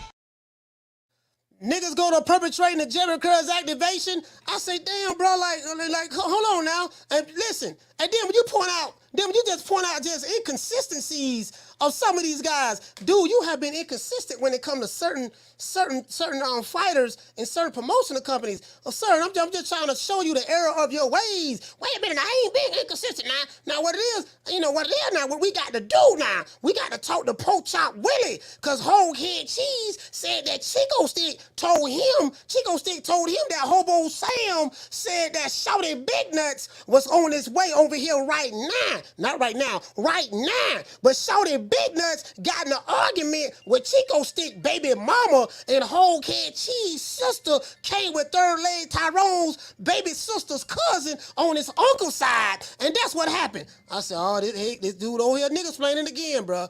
These niggas online be niggas explaining, boy. I tell you, boy, these some niggas explaining ass. These some niggas explaining ass niggas on YouTube, bro. Carla, what's your name? You calling from? What's up, Coach? This Coach Eddie from the ATL. Man, Coach Eddie, talk to me, fam. Oh, man, Coach Eddie, the phone hung up, man. Hey, Coach Eddie, you got to call back. Call back, Coach Eddie. Hold on. Yeah, nigga be doggone. Shit, these niggas here, boy. Boy, these some hell of a niggas, boy. Carla, what's your name when you calling from? My fault, Coach. This is Coach Eddie. I think I hung up the phone by accident. Go ahead, Coach. Yeah, man. I'm glad you're doing this on a Sunday, Coach, because like I said, we got to have church sometime, and you speaking the truth right now. The truth will set you free. And I ain't capping for nobody, man. I'm calling spade a spade, jack a ace a ace, man. These, like you said, these internet gangsters out here, man, they perpetrating the fraud. They running all these fake narratives. You know, Tank need to stop ducking. You know, I know D-Block say I love Tank. I'm a fan of boxing, man. I'm gonna tell you, these guys not like the guys that I like to watch, man. See, back in the day, you remember, let me tell you one guy I used to like to watch, man. Lennox Lewis. Yeah, all them guys back then, man, they Vander Holyfield, they fought the guys, man. They didn't worry about, they ain't never say, oh, this guy ain't fought nobody. They fought the Burt Coopers. They fought the Ray Mercers. Yeah. They fought the Tommy Marshall. These were high risk, low reward fights, because those guys could fight, man. I mean, but these guys, they think they supposed to get $10 million every time they lace up, man. Hey, bro, you ain't worth $10 million, man. You know what I'm talking about? Well, we want astronomical. Nah, dog, see, that's what I need. Keith Thurman still looking for $10 million. He said he needed $10 million to fight Crawford when Crawford was with Top Rank. And then now he said he want $10 million to fight Boots. Look, you still ain't, Keith Thurman, did you make $10 million to fight Mario Barrios? What about Josecito Lopez? You didn't make nowhere near that. So what are you talking about? When it comes to certain fighters, Coach Eddie, niggas all of a sudden they want to be Donald Trump. They want to be Bill Gates. No, nigga, I need big money. They want to be Warren Buffett. You know, to fight Coach Eddie now, I'm gonna need at least 20 mil. At least 10, 20. I'm just saying, you know, I'm worth that. Okay, but you just fought Poke Chop Willie 2 weeks ago, which that in-house fight 2 weeks ago, and you made $200,000. How you making $200,000 fighting in-house fights, but then when you want to fight when it comes to Coach Eddie, you need $20 million? What's up with that? Go exactly, and even in the heavyweight division, you can look at Deontay Wilder, for example. This man done let Al Haymon trick him out $120 million. Ain't no way in the world gonna let a man trick me out $120 million, man. I said, man, you better come out of some slave wages. Man, you better get out of my face, man. Man. You know what I'm saying? Boy, listen, man. Look here, man. I got a video, but that Shelly Finkel gave the interview right after that, right? It was Shelly Finkel. It was Deontay Wilder standing right next to him. I think Fight Hype did the interview. Shelly Finkel explained that the money was real. He said Deontay Wilder decided to bet on himself because we believe that this fight can be bigger at a later date. And ever since then, Joshua got 3 losses on his record. Wilder got knocked out twice by Tyson Fury. And now it's like the $120 million is like for real? Right. Yeah, it's going. And people don't understand about the heavyweight division, man. Even Ali said in the heavyweight division, you ain't nothing guaranteed because you can actually get beat. Once you get over 200 pounds, you can knock anybody out, man. Yeah. You can do like, you remember when your boy Oliver McCall knocked out Lennox Lewis? Yep. 7 pounds of pressure. Rockman knocked out Lennox Lewis. Yeah, man. I mean, you got to be careful, man. Sitting there waiting for these fights to marinate. Then you get knocked out, and not everything he knows is on the back burner, man. But I said these guys moving funny, man. Like I said, they want the money so much, Coach. They want the fame. These dudes just want to fight. They don't want to fight nobody. I'm talking about all of them, man. They sit back on the internet. They pop their gum, running their mouth. Devin Haney running his mouth. Shakur Stevenson running his mouth, Tank Davis running his mouth, you know, all these guys running their mouth because they think they Floyd Mayweather, and you're not. Floyd did his thing, but see, Floyd got all these boys screwed up, man. Saying they supposed to get $10 million every time they fight. And, bro, that ain't how the business works. You got to put butts in the seat, man. You know what I'm saying? I don't understand it, Coach, but like I said, man, the game messed up, man. All right, man, but shout out to Coach Eddie, man. Coach Eddie, ATL, stand up. Hey, well, you know, Tank putting butts in seats. Tank putting butts in seats. Devin Haney, from what I'm hearing, him and Regis Program are supposed to fight each other. I'm hearing that fight is back on. Again, right now, in today's time, guys, I can't even get excited about no more fight announcements. Man, listen, I won't get excited until I see the press conference. When I see the press conference, that's when I'm gonna start getting excited about a fight. Cause I can't get excited about no more announcements no more, man. It's like a chick. You know, she says she loves me not. She says she loves me not. She says she loves me, I get excited, she loves me not. And it's like, come on, man, I can't I ain't finna keep having this emotional roller coaster. You know, this emotional roller coaster. I can't keep going through this. Carla, hold on. Shout out to Shad for dropping that quarter of a bam dub on your boy. Hey, Leroy. Super chat received. Playtime's over, boy. Yeah, I ain't going through this emotional roller coaster no more, man. I'm around here getting happy, getting the Holy Ghost, and kind of find out the ghost ducking. Shout out to Shad. He said, Coach, Wakandans are so desperate not to talk about Frank ducking. They're bringing up Wilder when Fury got up to the engagement. Hey, shout out to Ebony 76. What's going on, sis? Hey, okay. For dropping that half for bam dub on your boy. Hey, Leroy. Super chat received. Playtime's over, boy. Shout out to Ebony. What you say, sis? You say disappointed on the cancellation. Off subject, but question that I don't understand. Did Crawford give Spence belts back at the press conference? How does that work? What does that mean in boxing? Okay, then now this what happened, sis. The WBC, the IBF, and the WBA, you know, Crawford gave Spence back his belts because anytime a fighter is a champion, he get opportunity to keep his belt. He keep his belts, you know, keep it on a trophy case or whatever the case may be. And the WBC, the IBF, and the WBA, they would send Crawford the new belts. So he already had a WBO title. They'll send him his own personal belts. So that's all that is. You know, I think Crawford did that out of courtesy. You know, I think in the ring, you're talking about at the press conference, but in the ring he hugged Spence, told him he loved him. He said, "I love you, man. And I thank you, man, for going against your team and making this fight happen, man. Because they were showing up trying to block. They were showing up trying to keep me and you from fighting. They were blocking the fight. I love you, man." He loved him because, you know, through Spence he was able to make history. I'm calling. What's your name? Where you calling from? Martin from Oakland again. Martin from Oakland, talk to me, fam. Yeah, Coach. I feel like I got the official definition of what a duck is. Mm.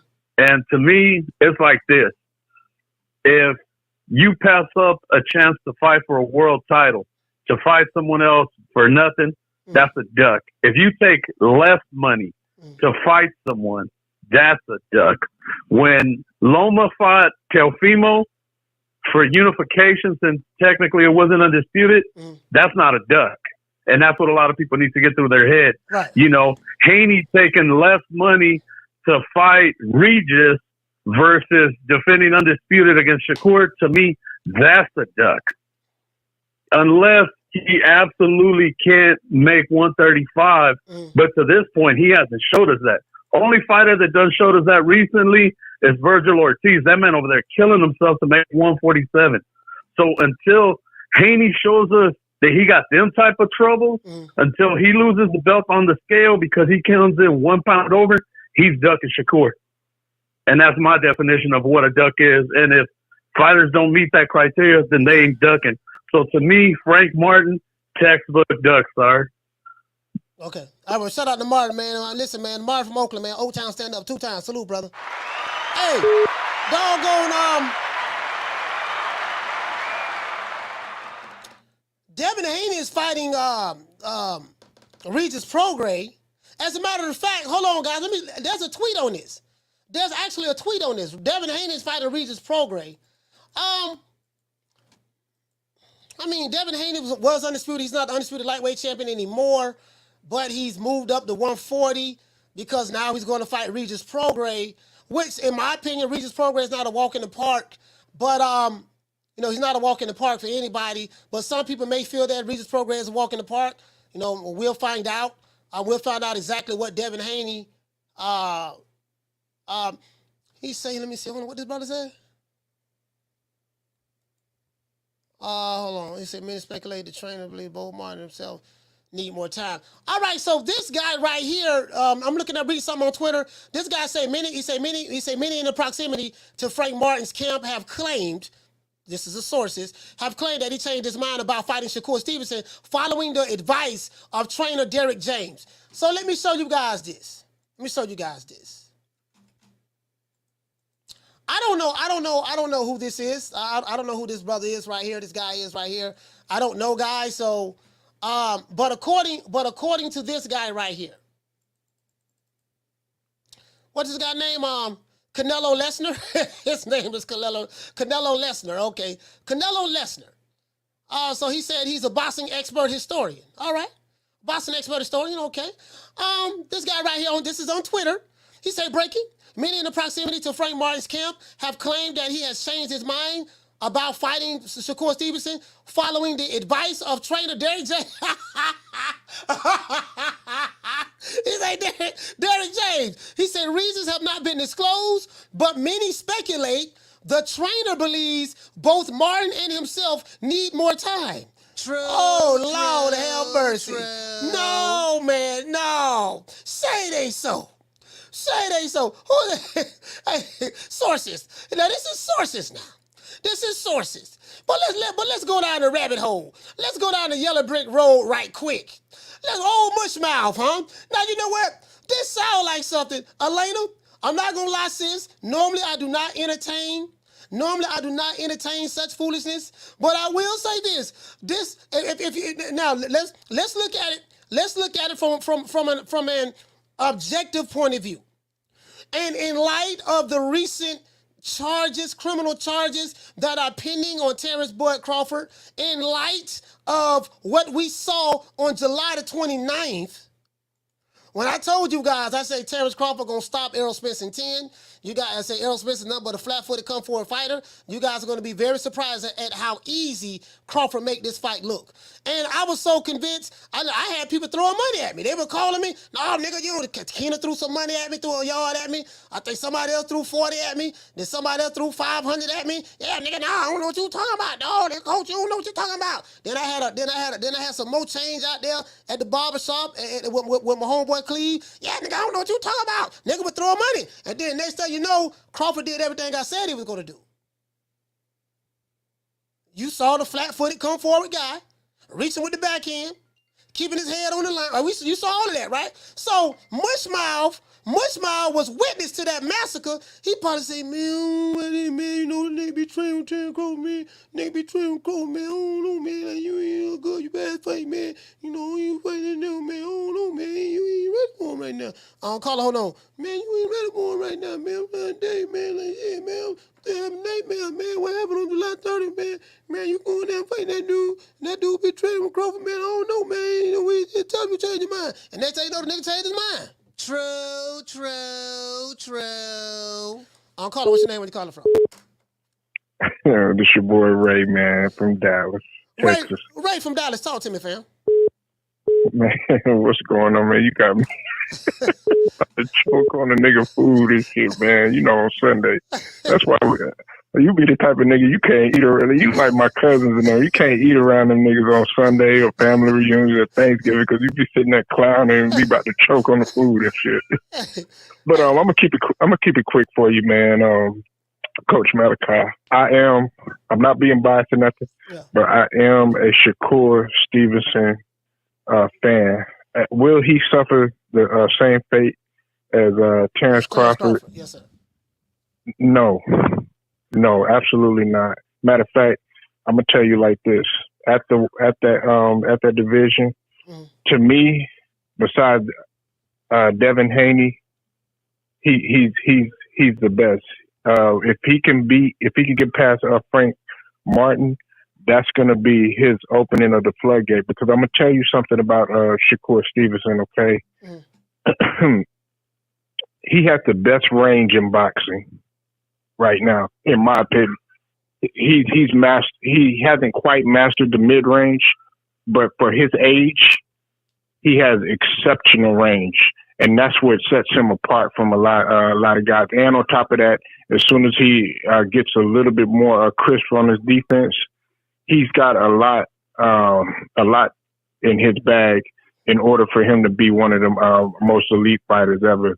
I fucked with Shakur, but he's gotta be more active, like a Terence Crawford, or like some of the other, or even like a Canelo. I think that Canelo is more active, but just fighting in terms of getting the big fights and everything, and even Devin Haney. So that's my opinion. Okay.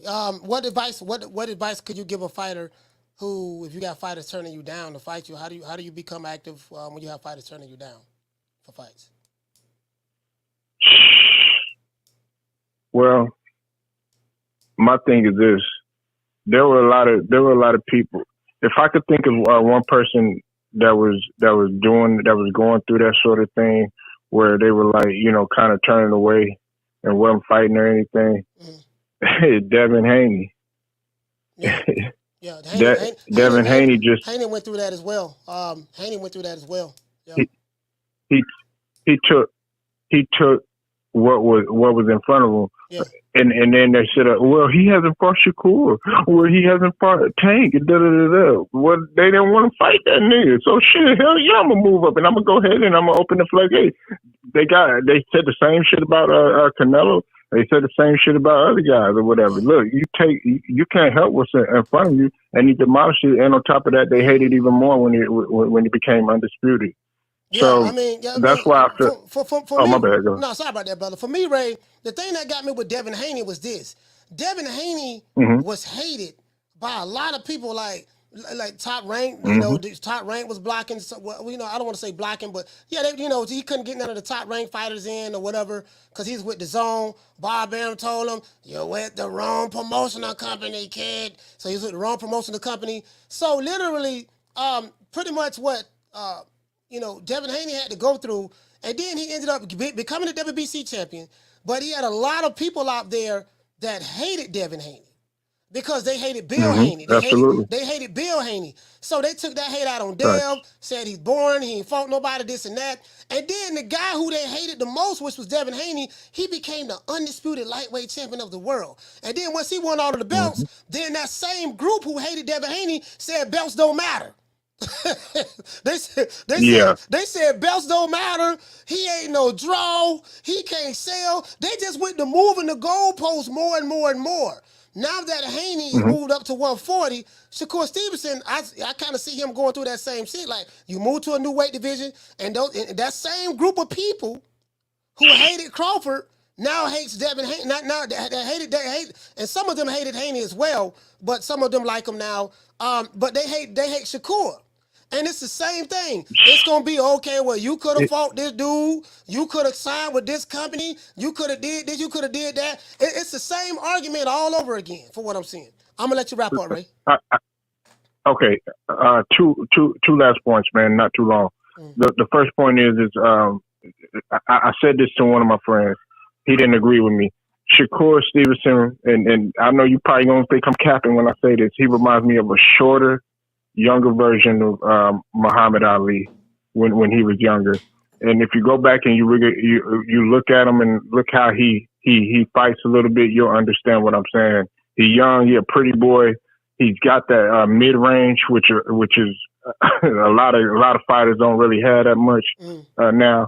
And on top of that, he be talking a lot, you know what I'm saying? And it's kind of funny. And the other last point that I also want to say to Coach, keep Jake Paul and Logan Paul at the front of your mind and think about why I said that. The reason is because what you just said about how fighters, hey, they're not giving me a chance or anything like that. They did the same thing to Jake Paul. Well, guess what? He found his own lane, and he's grossing more views than some of the fighters out there. So just, let that sink in. And now you see the boxing trying to, catch up to him and everything. He's just a YouTuber. But I ain't going to take up too much of your time, Coach, man. You have a good day, man. Bless to you, man. All right, you too. Shout out to Ray from Dallas. Dallas, stand up. I ain't gonna he say Jake Paul, Jake the Snake, Jake, you guys know I gave Jake Paul, Jake the Snake Paul. Jake the Snake. Hey, y'all remember I started calling Jake the Snake Paul. You know what I mean? Jake the Snake. Man. Hey, shout out to Abstract. Hey, okay. We're dropping that quarter of a bam dub on your boy. Hey, Leroy. Super chat received. Playtime's over, boy. Abstract say that's Shakur karma. He said also Shakur isn't Bud at all. I never said he was Bud. He said that he should have taken a Haney offer and won undisputed at 135. No popular than Haney or Loma. I don't even think that was a real offer. Bob Arum said that wasn't even a real offer. So, whatever side you want to believe. You want to believe Bill Haney? Carla, hold on. You want to believe Bill Haney, what they released on Twitter? Fine. But Bob Arum said it wasn't a real offer. So, I don't know. You know what I mean? That we only know what they put out there. But if you feel it's karma from Shakur, so you're saying that it's karma that he's being ducked. So I get what you're saying. So, Abstract, I'm just curious to want to know what you think about, the Edwin De Los Santos fight. And, and if so, will you be willing to bet on Edwin De Los Santos if and when that fight gets made? I'm looking for all bets on that. I'm looking to clean house with some of these guys. Carla, what's your name? Where you calling from? Coach Malachi, what's going on, man? It's Mr. Cook calling from Jersey, Brick City. What's going on, man? You say Mr. Cook from Brick City? Yeah. All right, Brick City, stand up. I ain't calling in a while. I've been working. I ain't calling in a while, but it's funny. I had seen your post when you yesterday when you was talking about them Frank Duckett, man. And I was like, man, you got to make a show about this ASAP. And I just got on. And I said, damn, they talking about it now. Let me call it. Yeah. Man, it's crazy, man. Like the same shit you're saying. That's exactly what's about to happen.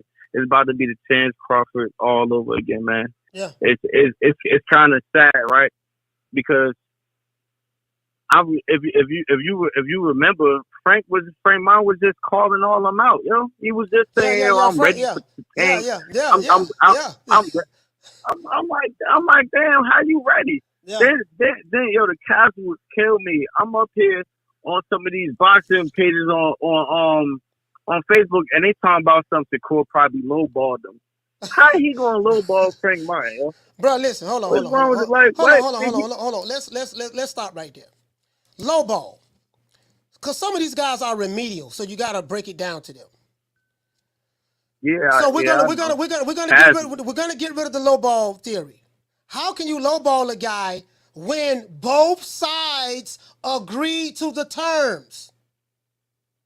So let me slow this down for the remedials. If both sides agree to the terms, that means side A was happy with what was being presented, and side B was happy with what being presented. We both agree. Both were so happy that both sides decided to reach out to the sanctioning body and say, "Hey, look here, baby boy, we don't need to have no more purse bid because we agreed to the terms." Exactly. These motherfuckers don't know shit about boxing, so they don't. Yeah, that's crazy. But I'm gonna tell you, Coach. I'm gonna tell you what happened. This is what happened, right? The advisors, the same one I told Earl not to fight Bud. You feel me? But you wanted to go ahead and fight Bud. Yeah. Them same motherfuckers like, nah, don't do this. And then Earl, like, you know what? Because Earl, remember Earl was on they was on my man, what's my man, Brian something, and he was trying to hit on him, and Bud was like Shakur. He was like Shakur because he was talking about, he number one and he number two. Earl was talking about he wanted Frank Martin to fight Shakur.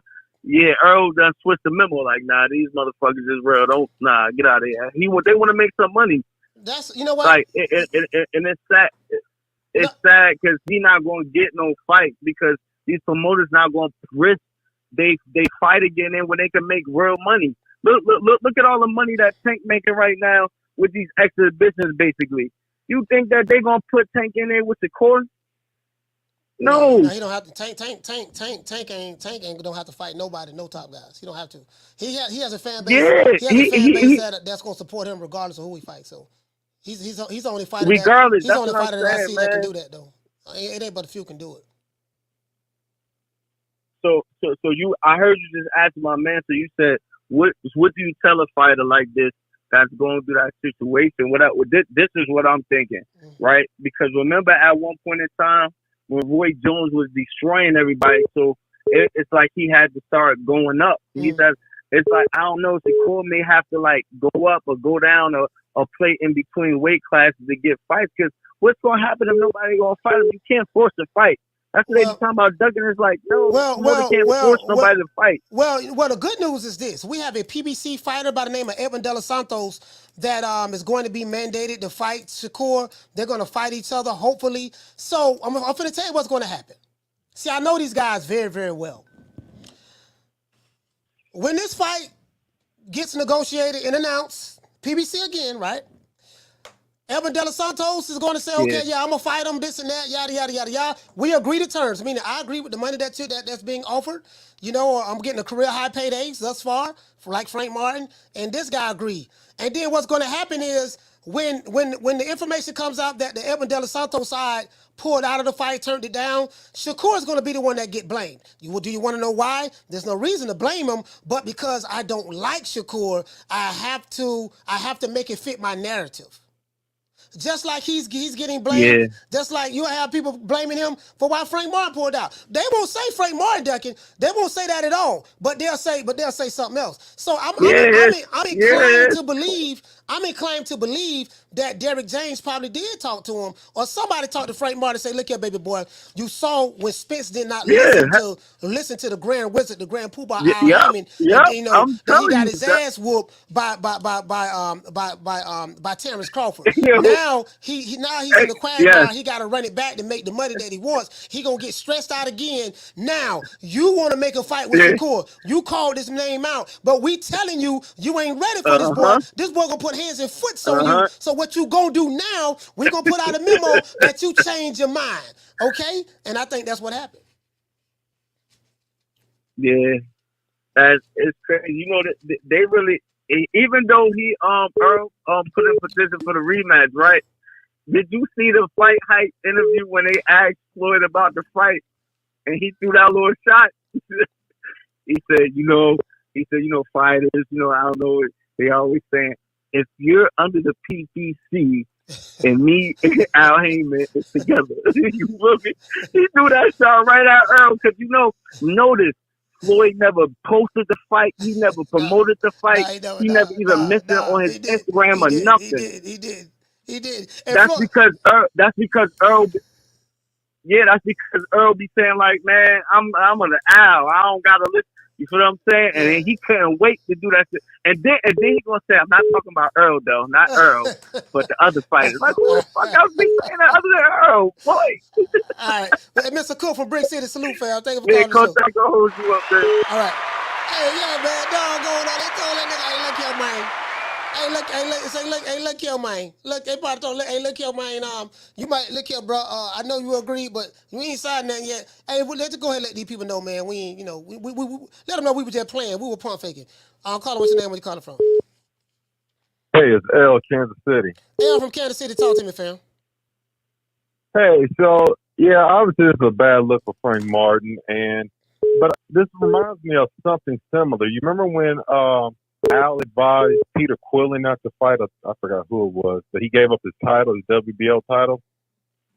You talking about who fight? I'm trying to think which fight that was. I know you're talking about, but I forgot. Yeah, I remember that. Yeah, he advised Peter Quillen to not take the fight and actually give up his belt. And Peter Quillen never really recovered. He never won another title again. He ended up getting beat up by Danny Jacobs and stuff. Yeah. And this bothers me that they did this, especially because, like, you've repeated multiple times, which is true. They agreed to the terms. They agreed to the terms. To me, that says we're ready to go. Let's move it. We're all on the same page. For them to do this is bad, but Frank's reputation is going to take a huge hit because no matter what they come out with, the best thing he could have did was say he got injured unexpectedly or something came up in his blood or something. But to just say he changed his mind, his reputation is going to take a huge hit because now he truly looks like a ducker. But I really think it's part of some Al Haymon scheme because Al has made Peter Quillen miss out on money. He made the Charlos miss out on money. He's made Wilder miss out on money. He's probably messed with Earl too. Definitely made him get beat down because he went against it. But I mean, there's so many things when you look up. They say Al is this great strategist and advisor, but these guys are missing out on a lot of money, and then they're sitting down, and then I'm hearing a lot of them are broke. So I don't know. I don't know what his plan is, but he's not. What did they? I don't know how many fighters they have, but I heard they had like Al is advising like 300 fighters. And see, this is the issue. Just like a lot of promotional companies, but definitely the PBC, they're top heavy. Top heavy meaning they just got the top name guys and they parade those guys around there and that represent the entire brand. Well, so you have a Tank Davis, you have a Deontay Wilder, you have a Errol Spence, you have, let's say, 2 Charlos, one ain't even fighting. They have Canelo now. So, and I think that's about it. You got 6 fighters, 6 maybe 7 fighters that are top guys. Only one is a superstar, like a super mega star, and that's Canelo. Then you have a superstar versus Tank Davis, and then you have a star, or some would say superstar, as Blue Blood Sports TV would say, and Errol Spence. And then they'll say, yeah, man, that's the PBC. Dude, you just named 4 or 5 fighters. They got 300 other motherfuckers over there, bro. Yeah, it's only a few people that's making some type of money, and the rest of them are broke. It's kind of like when you try to get a job, and they be like, the average person's making this, but they don't tell you about all the people who didn't quite make it to that far, didn't make any money, and all that. Yeah, I know. So yeah, man. Kind of bull. Baby, shout out to L from Kansas City. Salute, fam. Thank you for calling. I got a source. A source told me that Floyd said that if he was in Frank Martin's camp, he thinks Frank should be fighting at 147 or 154. That's what sources say. Just want to let you know. All right. Well, shout out to L, man. Salute. Yeah, that's crazy. Shout out to Abstract. Hey, okay. We're dropping that quarter of a bam dub on your boy. Hey, Leroy. Super chat received. Playtime's over, boy. He said, if De Los Santos Stevenson fight materializes, I'm taking Shakur. Why? However, I risk one of the Dominican $50 for a bigger payout. Nah. We gonna bet in American dollars. Why pick him? Why pick him? Pick De Los Santos. If he is what you guys say he is, pick De Los Santos. Like that doesn't make sense to me because I'm picking against him. Why bet on him? Bet against Shakur. I mean, I can promise you, ain't nobody gonna bet on doggone. Ain't nobody gonna bet on De Los Santos. Y'all don't like him like that. I know you don't. You just dislike Shakur. Caller, what's your name? Where you calling from? What's going on, Coach? This is Rye from Raleigh, North Carolina. Rye from Raleigh. Talk to me, fam. Hey, man, look. I'm going to keep it real with you. I love Shakur. And what Frank Martin doing is kind of a duck, right? But I feel like these things are going to happen to Shakur now. I feel like Shakur had the chance. I feel like it was the chance of a lifetime this early in his career when Devin Haney offered him that 25%. I feel like if he could have got that to at least like 30%, man, take that fight. And once you're going to stay at that weight class for a little minute, you got all the belts. Anybody who want to do anything got to come through you for them belts. And I feel like that's where the opportunity kind of, like it was slipped his fingers. And now you got to chase all these belts down individually. Guys is not going to want to fight you. You got to hope for them to put together, for the sanctioning bodies to put together a fight to fight for a vacant belt or something like that.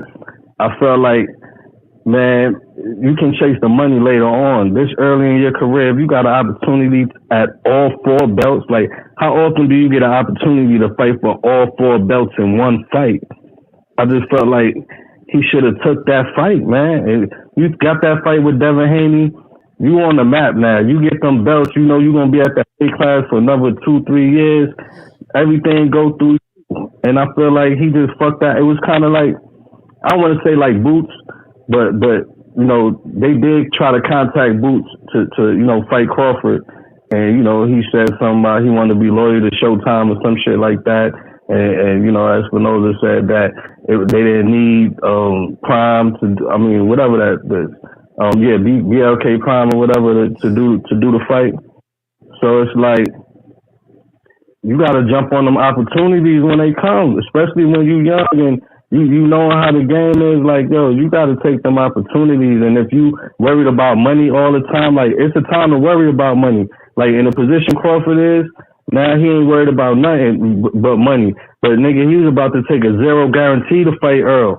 If they would have just kept some of the other business right, he was gonna take a 0 guarantee.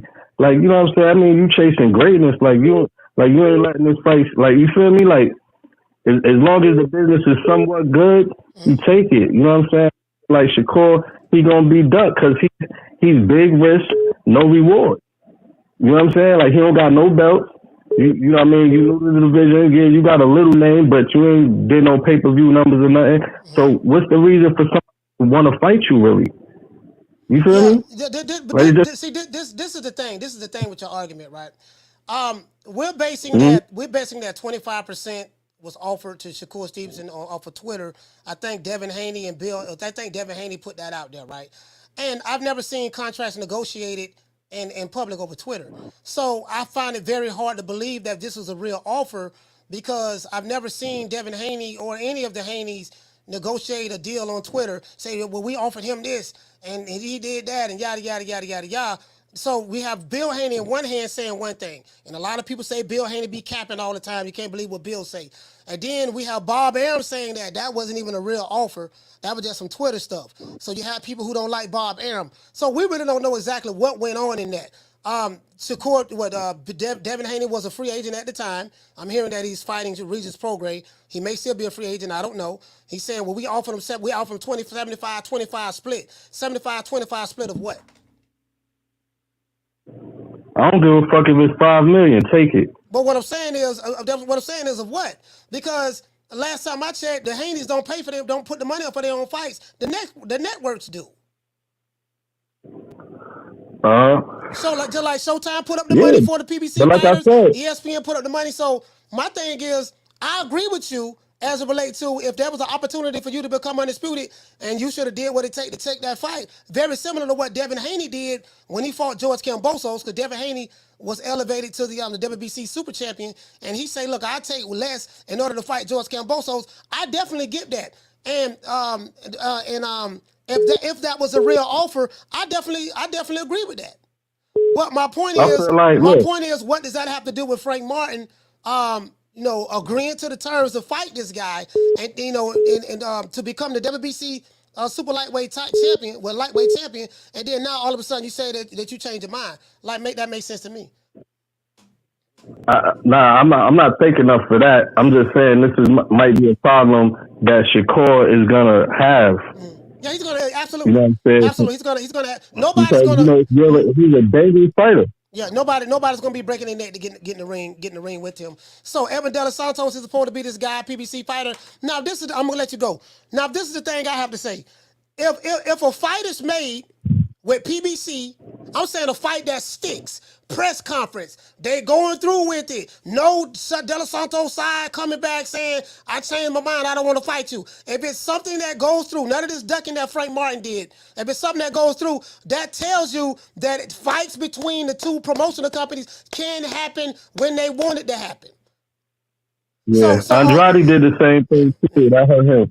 Yeah, absolutely. What Andrade did that to Paulo, that hurt him too. So he's wrong for doing it all the way around. I'm not excusing that at all. Yeah, you know what I'm saying? But I just feel like the thing is Andrade, he has he's been boxing for 15, 16 years, and he hasn't had a big fight in his entire career.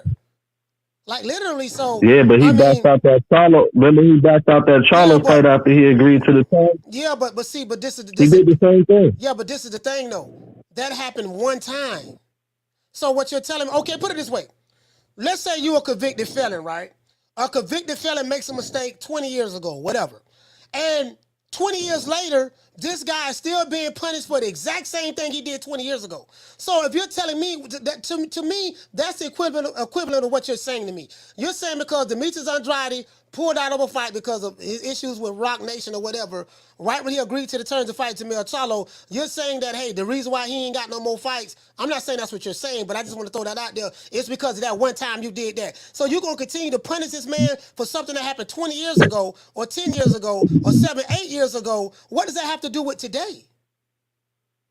Yeah, I get what you're saying, but when it comes to these people that's dealing with business, if you fuck up some money and you ain't even no big name that's bringing a lot of money to the table, it's like you ain't worth the risk of going to fucking with it again because you bullshitted before. Like, you ain't got nothing that we really want anyway. We gave you opportunity and you fucked it over. Yeah. So, like, we ain't fucking with you no more. You want another chance, you better go through another promotion company because we not fucking with you.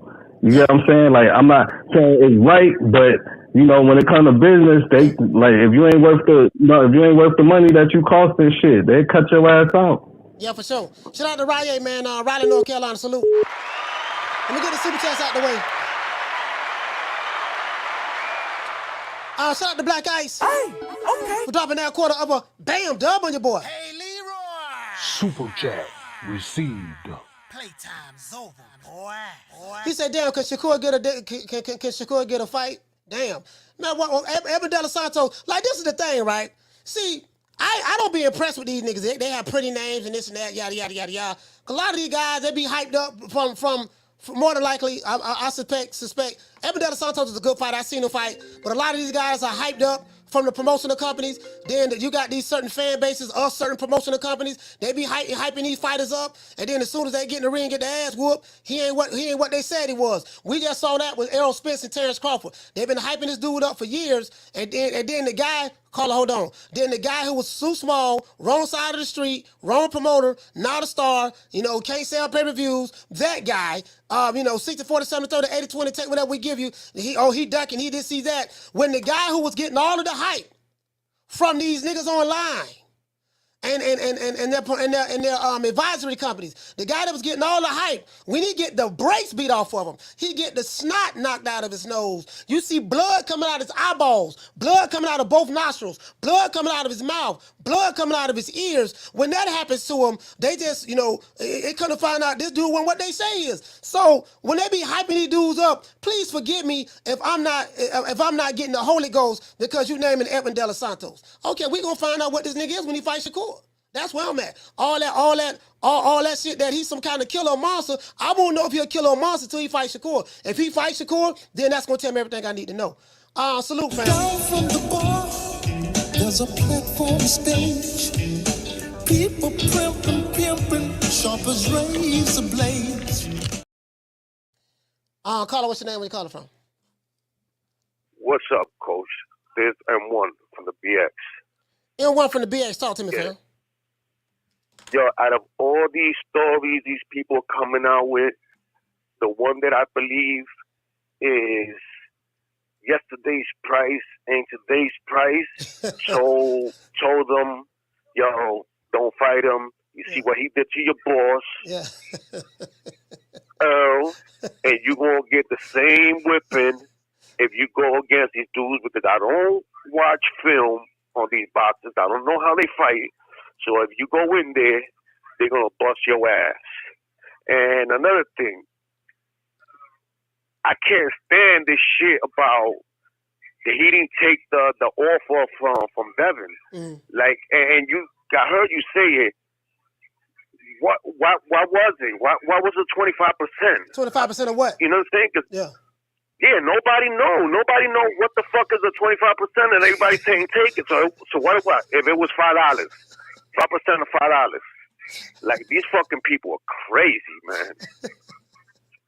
Like this shit is fucking weird, man. I get weirdos, it. Man. I get it. I've been on YouTube long enough. I get it. I understand the narrative channels. I get it. Bill Haney made a pact with the Alphabet Boys, and then their job is to regurgitate and run cover for Devin Haney and Bill Haney because of their pact that they made with him. He's a part of their family. I get it. And I get that certain cliques, they don't like Shakur, certain cliques don't like Devin Haney, certain cliques don't like Lomachenko, certain cliques don't like Tank. I mean, I get it. Trust me, I do get it. And boxing is very, very tribalistic. But when you ask just basic, simple questions, yeah, he should have took 20, he should have took 25%. This is a question I asked. 25% of what, sir? Yeah, 25% of what? And then when you ask him that, what? He just should have took 25%. And that's what he should have did. Sir, I'm going to ask you again. I'm going to say it slowly. 25% of what, sir? If you're going to put out, yeah, we offered him 25%, 70-25 split. If you're going to put that out, at least say 75-25% split of what? Yeah. You ain't got no promote. I mean, y'all don't pay for your own fights. The white man pays for the fights. The white man puts the money up for the fights. Who is the white man? The Top Ranks, the zones, the match rooms, the Golden Boys, the Showtimes. They put the money up. So if a fighter that has his own promotion company that don't put his money up on his fights, how you gonna tell me to take 75-25 split of what? Of nothing. Like, what is the split? But guess what? It don't fit the narrative, so maybe I'm asking too many questions. But go ahead, M1. I'm gonna let you wrap it up. Yeah. Another thing is that Stevenson is on the top rank. He cannot take no offer. It has to be Bob Arum because he's on the contract. So, you know what I'm saying? This shit is just straight stupid. You know what I'm saying? Yeah. But getting back to yesterday's price ain't today's price. Everybody know who that is, right? Yeah, Derek James. Yeah, Derek James. All right, bro. Have a good one, man. All right, so M1 salute.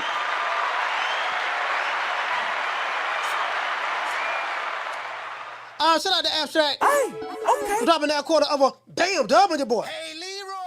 Super chat received. Playtime's over, boy. He said, I'm not a PBC expert, but people got to stop pushing lies. The president of the Zone and John Skipper admitted to messing up the Wilder Joshua deal for $100 million. Okay, but that has nothing to do with Shelly Finkel. I have the video. So if they're lies, Abstract, the lies are coming from Shelly Finkel. What you said is true, but that doesn't mean that the money wasn't real. Caller, hold on. Shelly Finkel, I have the actual video, said that the money was very much real. That's the truth. He said that. I have the actual video. I advise you to look it up. Deontay Wilder was standing right there next to him. Shelly Finkel said that the deal was real, but we decided to wait for a later date. This fight will be bigger at a later time, and Deontay Wilder is betting on himself. That's what he said. I have the video. So I'm going to believe what Shelly Finkel say more so than what you say, sir. Caller, what's your name? Where you calling from? Hey, this Wildfire from Cali. You say Wildfire? Yeah, from California. Okay, Southern Wildfire California. from Cali. Talk to me, fam. Yeah, this right here is for the message for the dudes that keep saying, and not towards you, because I know you figured out the story, but the dudes that keep saying about this 25%, they keep saying, oh, it ain't real, it's not a real deal. But you know what they reminded me of? All the Earl sexuals when Earl told Bud, why not take the easy route? And all these men come out and say, Earl didn't mean that. He meant this. He meant that. The man said it out of his mouth. Now, my thing is, Shakur had recently just said in an interview, hey, man, I should have took the 25%. The boy said, he said, I should have took it. Mm-hmm. Then people on his team is putting out numbers. I never even heard a number until the dude who on his team or whatever, the dude's son, come out and put a number out. Now, I'm not even going to mention that number because who's to say what the number really is, even though it's like, I almost feel like shit. Maybe Bill and that team over there is like, hey, man, you make your fighter look like a duck this week. We get to say something, make y'all look like a duck this week. Go out there and say 8 million. You know what I'm saying? It's weird, but my whole thing is Shakur said it himself, man. He should have took the deal. That's it. I'm out. Cali.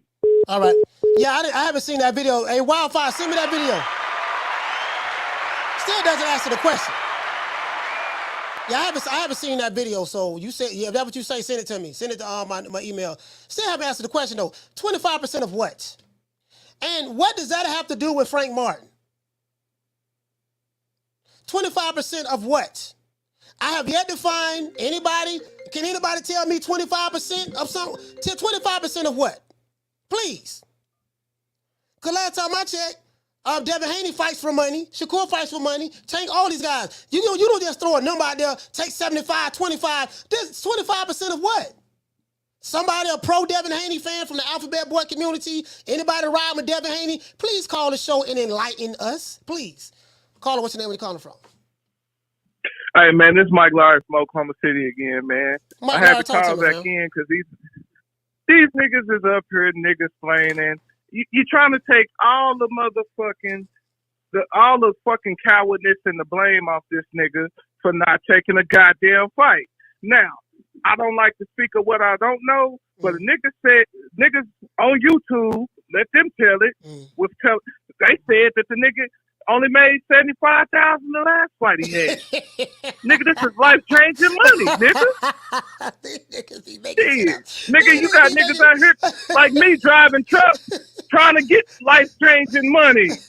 You know what I'm saying? What are you talking about? Nigga, you running around with your little iPhone. Nigga, is it fake? What you doing? You running up on little niggas? Keyshawn Davis. You want to fight niggas like that, but you don't want to get the smoke with the best nigga that, in my opinion, in the division.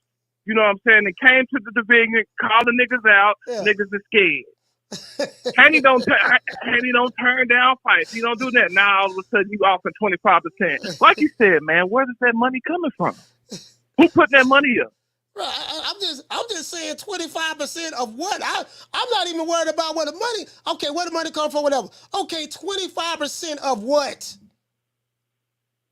Yeah. Nigga, take 25%. Nigga, what the pot look like, nigga? Nigga, take 25%.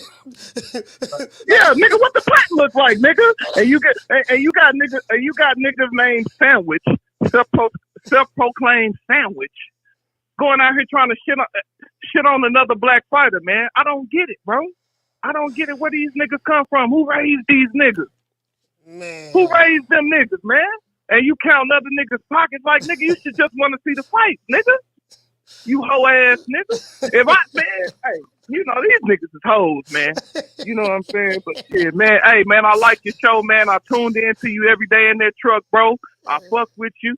And, you know, like you say, these old Boudadine ass niggas, they don't know what the fuck they talking about, man. Hey, I'm out, coach. Shout out to Wildfire. Hey, you from Cali, too. Wildfire from Cali. Hey, we got Cali. We got Cali saying Boudadine. True. Hey, we got Cali saying Boudadine. Shout out to Cali, man. West Coast. Yeah. Y'all know I lived in LA, man, for like a year and a half, man. Live right off of Arlington and 23rd Street. See, this what this remind me of. Yeah, listen, I know they go to argument. Yeah, see what happened was, this what happened now. Now, what he supposed to did now. Now he supposed to took that 25%. See, that 25% was worth more than he ever got paid. So that's what the dudes on YouTube say, right? So I asked one question. I say 25% of what, sir? For you to come to the conclusion that 25% is worth more than Shakur Stevenson has ever made. And again, I don't give a damn. I don't get none of the money anyways. I don't get any of the money. So why are these fans worried about who getting what? I have no idea.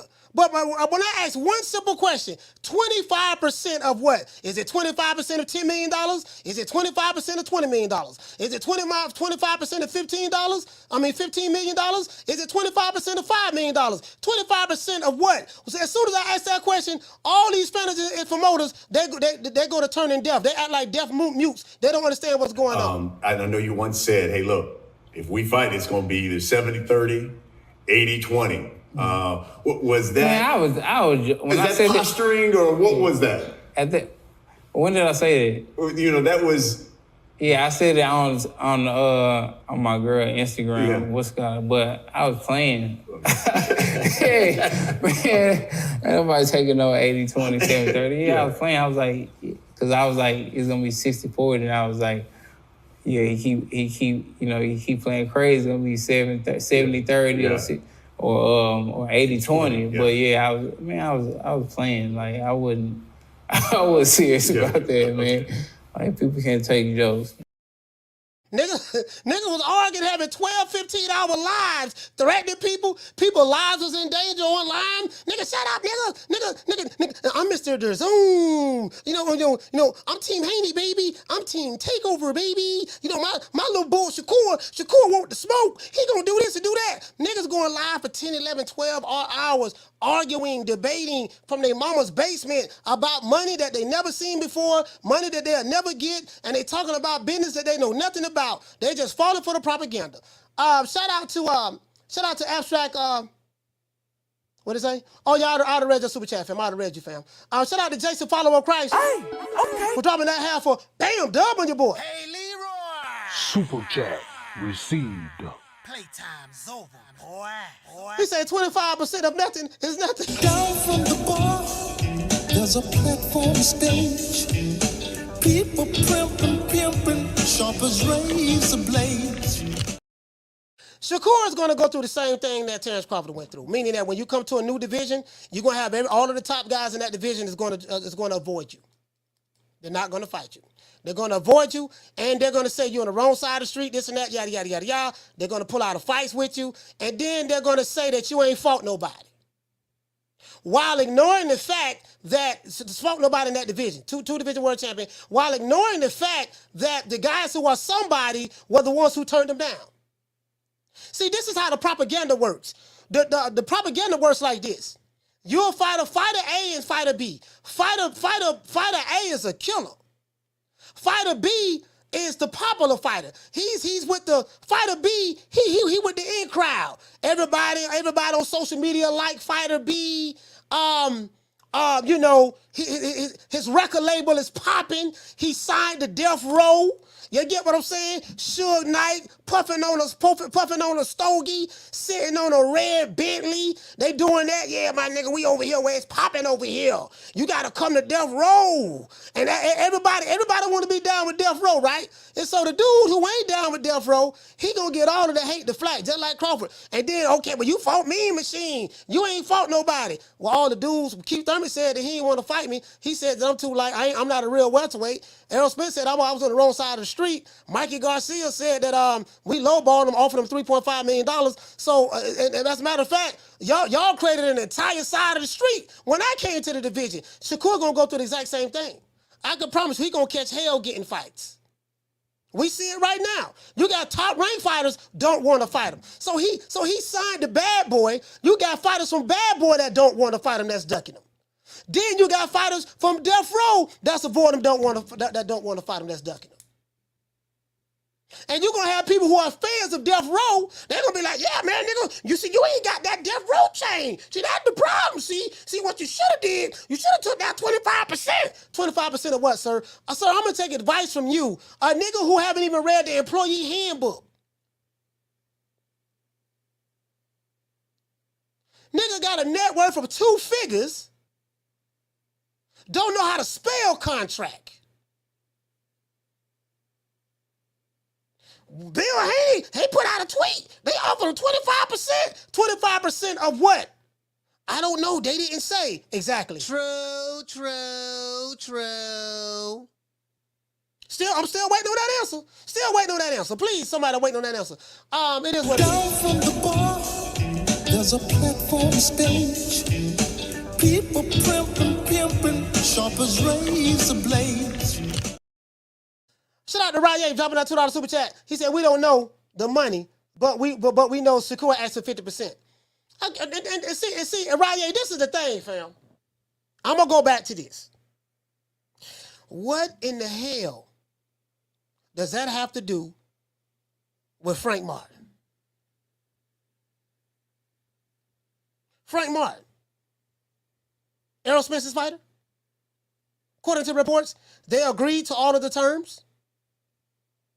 Only to, I kind of believe, I'm not going to lie. I'm going to have my main man on the show tomorrow.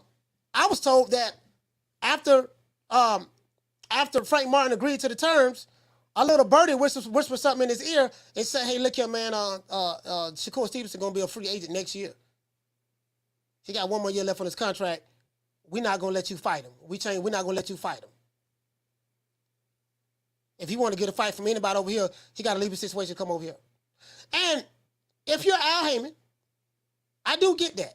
Because as I said before, anytime a PBC fighter fights a non-PBC fighter, preferably more than likely from top rank, because they got a terrible record against top ranked fighters, they get their ass beat. So when you leave the protection, the comfort zone of the PBC, ass whoopings commence to happening. Right? So, I'm more inclined, I'm just saying for myself, to believe that, you know what, that's what makes sense to me. What doesn't make sense to me is why agree to the terms? Why did the PBC, Showtime, whoever, PBC and Top Rank, why did both companies reach out to the WBC days before the purse bid deadline and say, hey, both parties have agreed to the terms. So if they agreed to the terms, that means they agreed to the money, everything was looked over very well, whatever the case may be, done. And then when it's time to sign the contract to the terms that they agreed to, nah, that's okay, I changed my mind. True. That's what I don't understand. That's what I don't understand. That's where the rubber, for me, that's where the rubber hits the road at for me. I'm trying to figure it out. But what I'm not going to do, I'm not going to be having a whole lot of estrogen about this shit. As a boxing fan, all I care about is seeing the damn fight. I don't give a damn about all the other shit because all the other shit really don't concern me. But Shakur's going to go through that same shit. And I told him that in Omaha at the parade. I said, you're going to suffer from the Terence Crawford curse. Motherfuckers ain't going to be breaking their neck to fight you. You're going to have armies of social media fans that are going to attack you. The guys who hate Crawford hate you too. That's what's going to happen. You're going to go through a dismerchification campaign. They're going to try to tear down your accomplishments. They're going to say you dug this guy, that guy. They're going to say all kind of stuff. I told them this. They're going to say all kind of shit about you. Then when you finally get those guys in the ring and beat their ass, guess what those same guys who are going to do the same shit they did to Crawford that's talking shit about you? They're going to find something else to talk shit about. They're going to move the goalposts. They're going to throw up another fighter. Well, he need to fight such. He need to fight such and such. As soon as he fight King Kong, he beat King Kong. Okay, well, you need to fight Godzilla. As soon as you beat Godzilla. Okay, then you need to fight Mojo Jojo. As soon as you beat Mojo Jojo. Okay, well, you need to fight the Powerpuff Girls. Bubbles, Blossom, and Buttercup. And you got to fight them at the same time. That's what they're going to do. That's what they do. Because you on the shit list now. That's just the reality of the situation. True. Let's go to a short station identification break. And when we come back, we're going to start back to cooking again. Hey. It's a brand new day. Take a whiff. Mary J is such a nice bouquet. It's a brand new day. Got a twist. Mary J is such a nice bouquet. It's a brand new day. Take a hit. Mary J is such a nice bouquet. Hey. It's a brand new day. It's a brand new day. It's a brand new day. Hey. It's a brand new day. Take a whiff. Mary J is such a nice bouquet. It's a brand new day. Got a twist. Mary J is such a nice bouquet. It's a brand new day. Take a hit. Mary J is such a nice bouquet. Hey. It's a brand new day. It's a brand new day. Come along. Yeah, man, it is what it is, man. Caller, what's your name? Where you calling from? Yeah, this is Ryan from Raleigh, North Carolina, man. I had to call back, Coach, man. Ryan, talk to me, fam. See how this started. All right, look. As far as, I don't know what the money amount is. I know, like I said, we don't need to be watching pockets and all that shit. I don't really give a fuck about what the money amount is. Like, all I know is Shakur Stevenson was asking for 50% of whatever the fucking money was, which is insane, because you don't bring nothing to deserve 50%. But I get you trying to negotiate, but to come out on video and say that you wanted 50%, I don't know the money amount. They both ain't come out. Neither one of them came out and said the money amount. But we know he did ask for 50%. You know what I'm saying? Which was insane to me. I don't think you kind of getting yourself out the fight if you ask for 50% and you don't bring nothing to the fucking table. You get what I'm saying? All right. As far as like this dude, Frank Martin, he did some bullshit, man. I ain't gonna lie. He doing some bullshit, but it's probably what Earl Spence should have did. It's probably what Earl Spence should be doing right now. Like, listen to your fucking team, man. They telling you this ain't a good fight for you. It's like, but I give Earl his props. He dared to be great. Yeah. Frank Martin, he probably was trying to do the same thing, and somebody, the better people of the team got in his ear and said, nah, you're not taking this fucking fight. We don't care what you agreed to. You're not taking this fight. And yeah, it is a duck, you know what I'm saying? But to be honest, what was he really going to gain from this fight other than the paycheck? If it was $1 million, he was going to be a WBC champion of the world. The title is up for grabs. Oh, this is a title fight. They was fighting for a vacant belt. Devin Haney got stripped of the WBC. Okay, so this was for a vacant belt. Yes, sir. Oh yeah, so yeah, he ducked, man. He don't want that smoke, man. Like, I mean, I don't think he could beat Shakur. I think he's gonna be a heavy underdog. I don't think nobody's gonna really pick him to win this fight. Of course, you got to punch his chance, but he wasn't gonna win the fight, so he ducking. He getting the fuck out of Dodge, man. Like, I ain't saying the dude ain't ducking, and I ain't trying to stick up for Haney. I ain't no Haney. I'm actually more of a Shakur fan than Haney, but I felt like Shakur should have just, man, negotiate 30% or something, man, to take the fucking fight. Like, I don't know what the money amount is. I guess y'all should know that. I don't know if Shakur came out and said he don't know the money amount. I just know he asked for 50%, so I figured he knows something. You know what they should have did, right? They were supposed to negotiate behind closed doors. Like this stuff didn't even get legs between Shakur and Haney. It went straight to Twitter, and I think that's the problem. Like when the Crawford fight finally got made, remember, there was a whole lot of stuff going on between content creators and Twitter and stuff and that. But when the Crawford and Spence fight finally got made, it caught everybody off guard because they wasn't talking in the public anymore. There was no Twitter. There was no tweets. There was no this. It just went radio silent. And then next thing you know, news was announced that the fight got made. That's how fights get made. They don't get made on Twitter. So that's why I say I don't think none of that stuff was real. I don't think the offer was real. I don't think I don't think that Shakur, he said he wanted 50%. All this stuff there. Nobody gave a dollar amount. We don't know nothing. So I'm like, man, when deals get made, they're not made out in the open like that.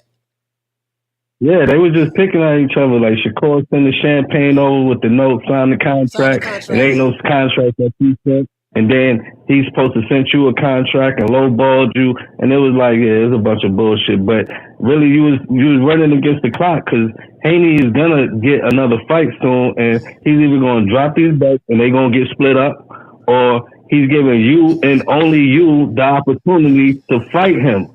For him to stay at 135, you're the only person he's even given a chance to. You know what I'm saying? Because Tank ain't gonna send him no contract, and ain't nobody else reason for him to stay there. So it's like, nigga, you either take this or, go gather them up. Nigga, get the Infinity Stones. You know what I'm saying? Gather them shits up one at a time. It is what it is, man. But it is what it is, Coach, man. Best show on y'all. Hit the like and subscribe, man. Man, shout out to Raleigh, Love, man. Coach. North Carolina, man. Raleigh, talk to me. Yes, sir. Shout out to Tommy Tom. Hey, okay. We're dropping that quarter of a bam dub on your boy. Hey, Leroy. Super chat received. Playtime's over, boy. What did it say, fam? You say, wasn't it Errol who originally called for the Shakur fight for his guy? I don't know. I don't know. I'm not sure. Maybe he did. I'm not sure, fam, to be honest with you. He said Martin seemed to just go along with it, but deep down, he didn't want to smoke. Man, boxing is about matchmaking. Like, you got to find you got to be matched up with the right guy at the right time. Caller, hold on. Shout out to Flex BX. Hey, okay. We're dropping that half for bam dub on your boy. Hey, Leroy. Super chat received. Playtime's over, boy. Hey, what to say, fam? He said, shout out to Flex BX. And the crazy part about it, too? I got dudes in the chat right now. And again, I don't want to throw anybody under the bus. They used to shit on Devin Haney. And talk about Devin Haney, what Shakur do to Devin Haney. I see guys in the chat right now. I ain't gonna say no names, but you know who you is. And now you're defecating on Shakur for Devin Haney. When you always defecated on Devin Haney for Ryan Garcia, for Tank Davis. Now I'll say, boy, these dudes here, boy, these dudes be switching up, boy. I can't beat you. Y'all be arguing both sides of the coin, boy. I just want to take your money, though. Shout out to Zepeda. Hey, okay. We're dropping that. Bam, dub on your boy. Hey, Leroy. Super chat received. Playtime's over, boy. He said Shakur definitely going to suffer from the TC curse. He said Pitbull turned him down. Frank got ghost. Loma said hell no. He said, yeah, Shakur already suffering the TC curse. I mean, I kind of definitely agree with that, fam. I'm calling. What's your name when you calling from? Martin from Oakland. Martin, talk to me, fam. Yeah, Coach, I got to disagree with that one caller that said Shakur don't bring nothing to the table, asking for 50-50. I mean, he moved up to 135 as the lineal 130 champ. Yeah. He basically did what Crawford did. You feel me? And he's the most avoided fighter. Then you look at Devin Haney. Devin Haney can't draw flies to shit like Floyd used to say about Andre Ward. You feel me? I mean, let's keep it a boy, Coach. Vegas ain't but 8 hours from the town. Wasn't no town motherfuckers up in Vegas. It was all Lomas fans. guaranteed it was probably 80-90% of Loma fans that bought the damn fight. So what is Haney bringing to the table besides them belts? You know what I mean? This is his chance to make a big fight too. So it ain't like, oh, he's basically blessing Shakur. They basically helping each other out. So for him to try to lowball him, he did the easiest thing he could do to duck him. He lowballed him, knowing he wouldn't take the money. You feel me?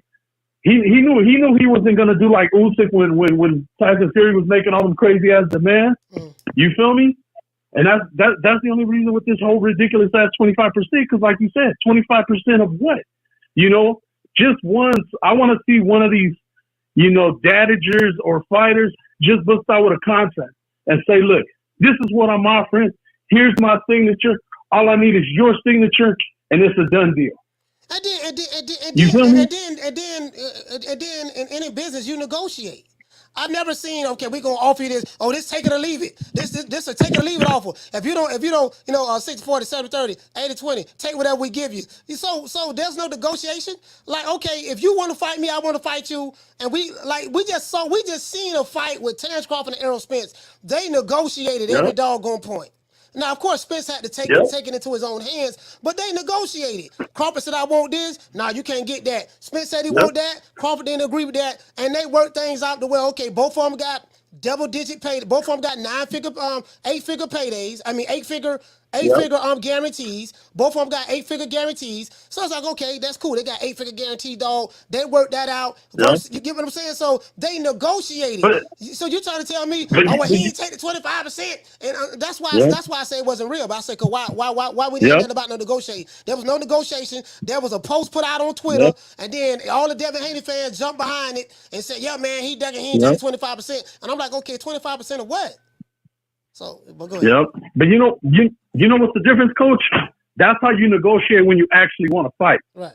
It's a give and take. I'm gonna give a little to make you happy, but at the same time, I'm not gonna play myself. And once we both see something that's fair, we're gonna make it happen. But when one motherfucker, gets on his high horse and he's all unreasonable, ain't shit getting accomplished. You feel me? It's like when Floyd used to come at Manny talking about, well, the only way we're gonna fight is if you sign the Mayweather promotion. Knowing goddamn well that shit wasn't gonna happen. You feel me? Dude be saying stuff that they wouldn't do themselves. So I got you, man. Martin from Oakland, man. Old Town, stand up, salute, fam. It's like, bro, come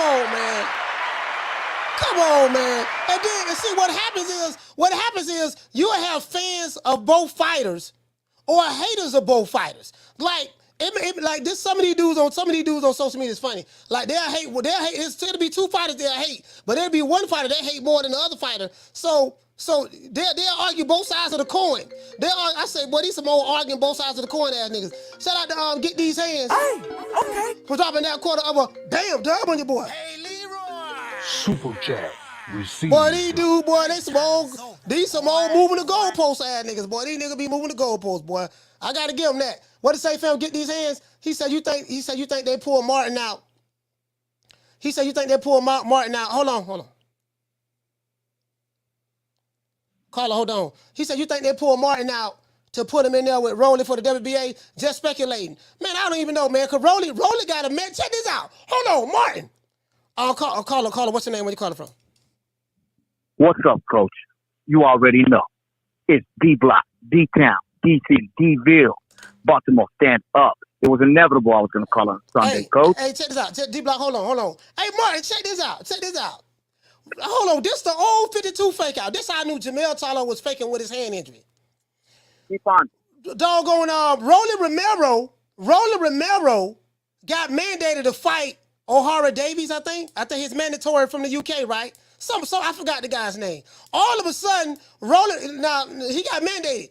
Don't you know all of a sudden Rolly Romero said he got a hand injury? True.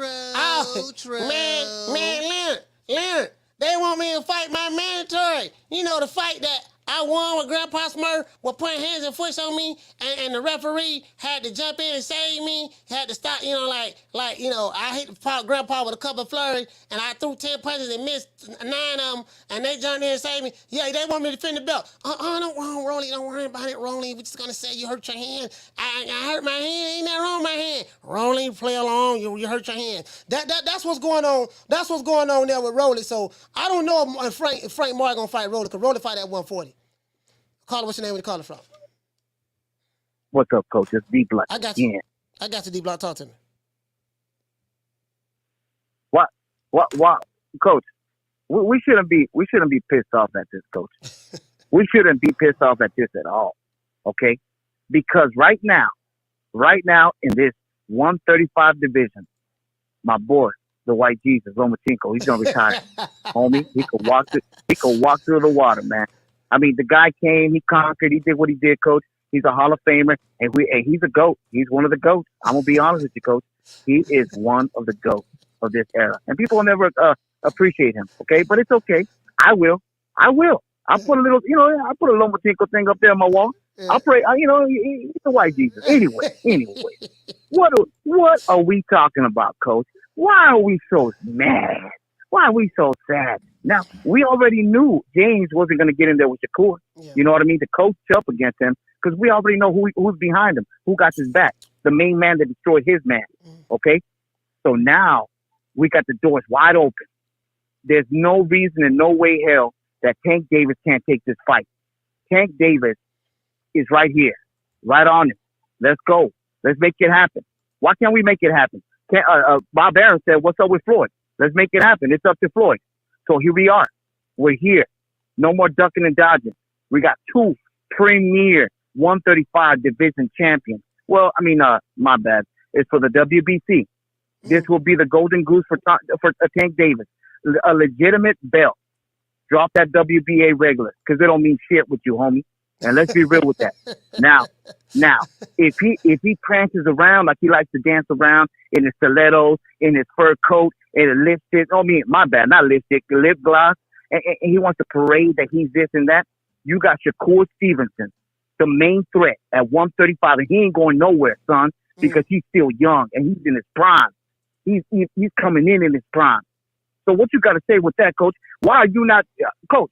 You need to investigate this, Coach. Don't talk about Martin no more. Fuck him. We know he wasn't gonna take the fight. D Block, man. The reason why I remember I did a show and I was crashing down on Tank Davis. I said, you know what, man? I'm done. There's no. I talked to him. My lips fell off on this. I said because Tank Davis fan base is a special group of people. He doesn't have to. He's not required to do the things that they are requiring Devin Haney to do, Shakur Stevenson to do, other fighters to do. I say Tank Davis has a fan base that they are. Tank Davis is in a unique situation, D Block, to where he can. I have a burgundy and silver pen in my hand, right? Chrome and burgundy. Tank Davis can fight this pen, and he's gonna sell out the arena. His fans are gonna be very, very excited. Booger Ray Leonard, it ain't gonna do the pay-per-views he did with Ryan Garcia. Nowhere near that, of course. He'll go back to doing what he normally used to do. But they're gonna be happy with that. And he has a fan base that, Tank Davis has a cult-like following. That's what it is. He has a cult-like following. It's like when Jim Jones, he had a cult-like following. Jeffrey Dahmer, Tank has a cult-like following. The PBC as a record label staff and as a crew, they have a cult-like following. So it's certain fighters, Errol Spence, a cult-like following. Certain fighters in boxing groups and promotional companies, D Block, they have cult-like followings. Like what the rule that applies for one fighter that's outside the cult doesn't apply to the guy that's inside the cult. So man, you trying to tell Tank to fight these, so he's not going to do it. And if you're Tank, why should you? When you are being rewarded for fighting Isak Cruz, Hector Garcia, Ryan Garcia, and I know you thought highly of Ryan, but I told you, man, Ryan Garcia really wasn't that good, dog. Ryan Garcia, at catch weights and rehydration clauses. That's just the reality of the situation, fam. If you're the popular, well-known fighter, you're not going to get the scrutiny. You're going to get the protection. As what Deontay Wilder said, the complexion for the protection. Certain fighters have the complexion for the protection, and certain fighters don't. And I'm talking about black fighters. That's just the reality of the situation, fam. It is what it is. Okay. I gotta say this. You know, I know it's Sunday and we all gotta do our thing, and I love the show as always. But I gotta say this. I gotta say this with facts. Okay, this is what irritates me. Okay, this is why I wake up in the morning thinking about Tank Davis. I go to sleep thinking about Tank Davis. In my dreams, I think about Tank Davis. And you know what I'm thinking about every time? I can't wait for his ass to get knocked out. Now this is Baltimore. Attention. Let me hit the mic. Mic on. I want Mark Baltimore, Doug and D, Coach Eddie. I want all y'all to hear me out right now. I'm tired of your man ducking my boy, ducking the Supreme King, 135, legitimate, is going to reign supreme. And I want you guys to open your eyes up. D-Block. I come with nothing but hate and facts against Baltimore and Bobblehead. I want you to listen and listen clearly because I'm coming with hate. 24 hours, 7 days a week. Your boy better wake up and better make this fight. WBC title, legitimate. If he doesn't make this fight, then I want all of y'all to put on your stilettos, put on your pom-poms, put on your lip gloss, and parade around Baltimore and make a parade. And it's going to be an LGBT parade for your Tank Davis. D-Block, D-Town, D-City, D-Ville, Baltimore, stand up. Boy, D-Block be hating hard, boy. D-Block, listen. One thing about D-Block, he admits that he's a hater. True. D-Block remind me of the Mad Rapper. Y'all remember the Mad Rapper? Shout out to LV. Hey, okay. Dropping that half for, bam, dub on your boy. Hey, Leroy. Super chat received. Playtime's over, boy. LB, what he say, fam? He said, I've been saying this. Tank needs to be held accountable for fighting the best in his division, just like the aerosexuals. He said they like the nigga for.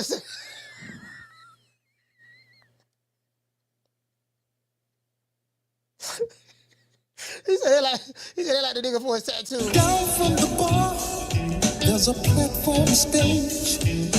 People pimping, sharp as razor blades. We've been through this 1,000 times. Floyd Mayweather, this is the money Mayweather blueprint.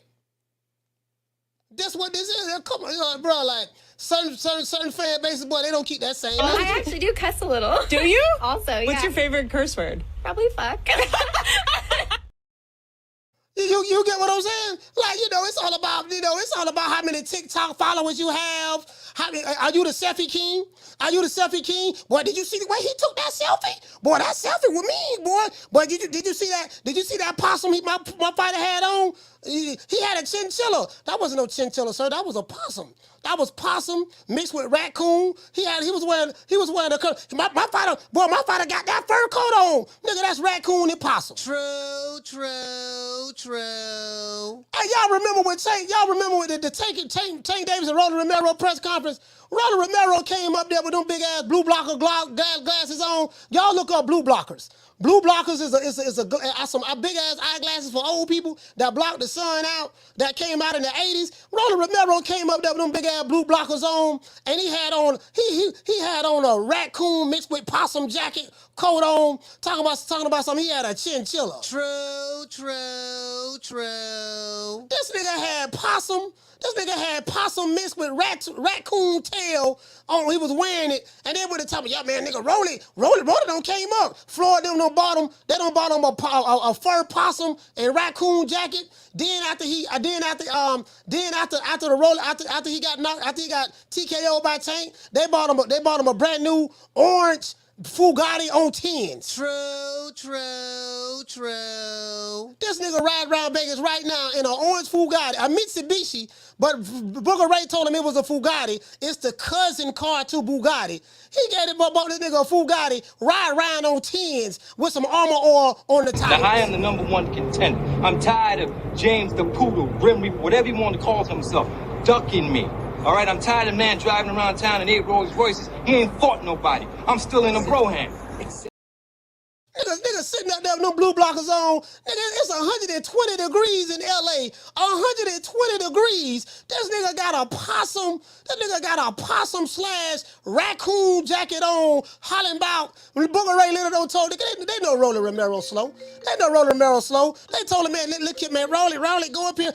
Rolly, like I said before, go up here. Where is chinchilla? Where is chinchilla? This is the chinchilla, Rolly. Rolly, this is. Do you know what that is? Nah, Flo. I don't know what that is, man. What's a chinchilla? You know, is it hair from your chin? Yes, it's a chinchilla. Can you spell it, Floyd? Carla, hold on. Floyd, can you spell chinchilla? Hold on, I gotta tell my girl. Yeah, you gave me a chinchilla. Yes, CHIN, chilla. Chilla. Yes, chinchilla. CHIN, chilla. Okay, CHIN, chilla. Yeah, chilla. Let your girl know. You know, like I said before, if you do good, if the pay-per-views do good, I promise you, we're gonna roll you around in luxury. We're gonna get you a brand new car. Leonard, come here. Yes, Floyd. What is it, Floyd? Leonard. Like I said before, talk to Rolly. Let him know about the chinchilla in the in the food garden. We're gonna get him. Floyd, do you mean the raccoon and possum coat that you had in your closet a long time ago? Yeah. We're gonna give him that. That's not a chinchilla, Floyd. That's raccoon and possum. Leonard, he doesn't know any better. He's slow. Oh, okay, Floyd. Caller, what's your name? Where you calling from? It's Keenan Demetrios, North Carolina. Keenan, talk to me. Coach, PBC, they trying to get doing one.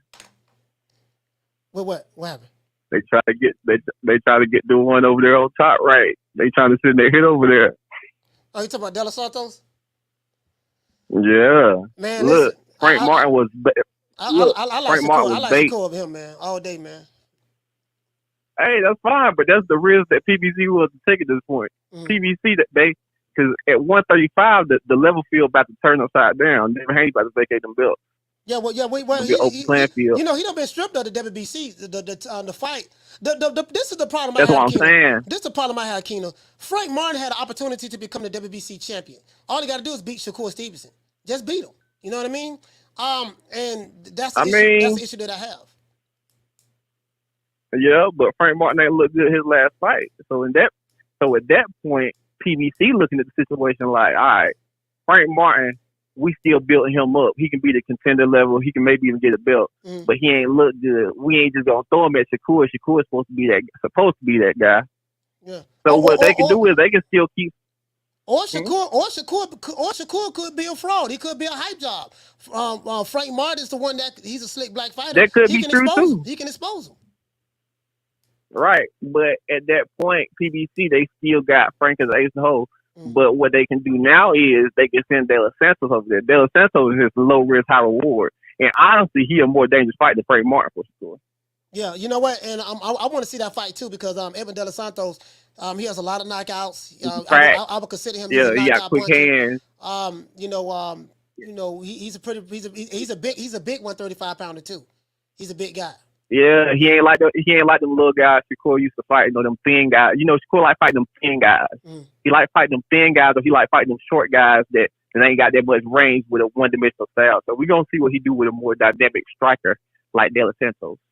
We'll see. If he made that fight happen, but don't be surprised if for some reason that fall apart and we see Shakur fighting George Kambosos in like January or something. No, but George Kambosos him and Lomachenko is finna get ready to fight each other. That's what they say. They say. But if Shakur can't get a fight, they got to get Shakur a fight regardless. But see, they got to get him a fight. This is the issue I have too, Keno. It takes two to make a fight happen. So let's say for whatever instance may be, Shakur Stevenson and De Los Santos not able to that fight fall apart like Frank Martin agreed to the terms and all that stuff. Why would it fall apart? Why would that fight fall apart? The same reason why Frank Martin fight fell apart. Nah, Frank Martin, that's a different type of fight you setting up with PBC. Frank Martin, that's a more high risk fight. At this point, De Los Santos, you just throwing him out there. He just next in line.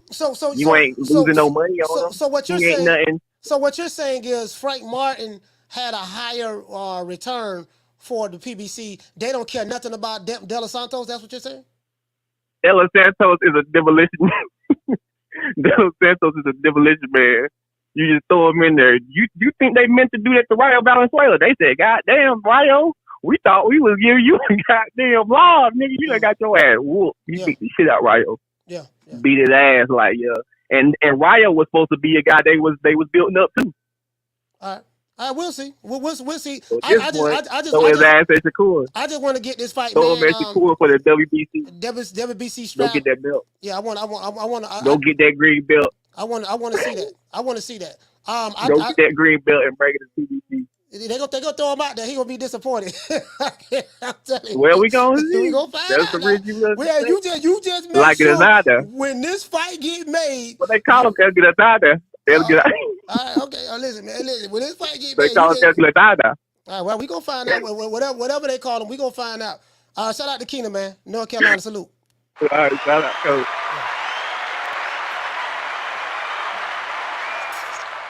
Shit, I just want to see the fight. If Evan De Los Santos is a better fight, then what do you say? Do you say that De Los Santos has better skills than Frank Martin?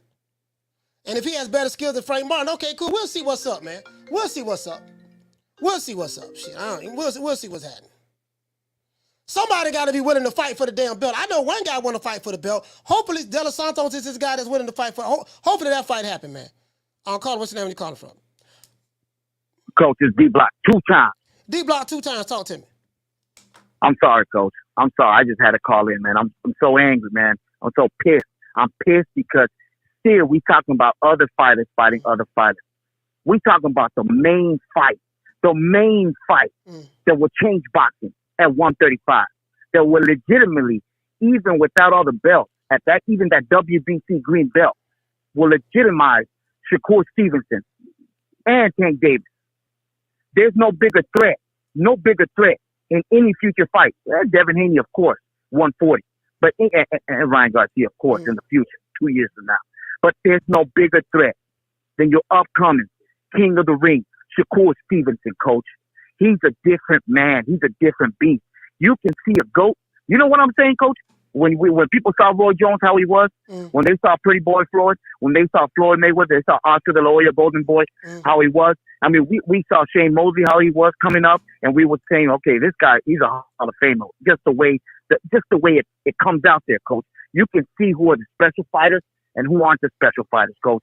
And I'm telling you right now, Tank Everything got that. When you look at that resume, Coach, Tank Everything got that. When you look at all the Mexican fighters he fought, Tank Everything got that.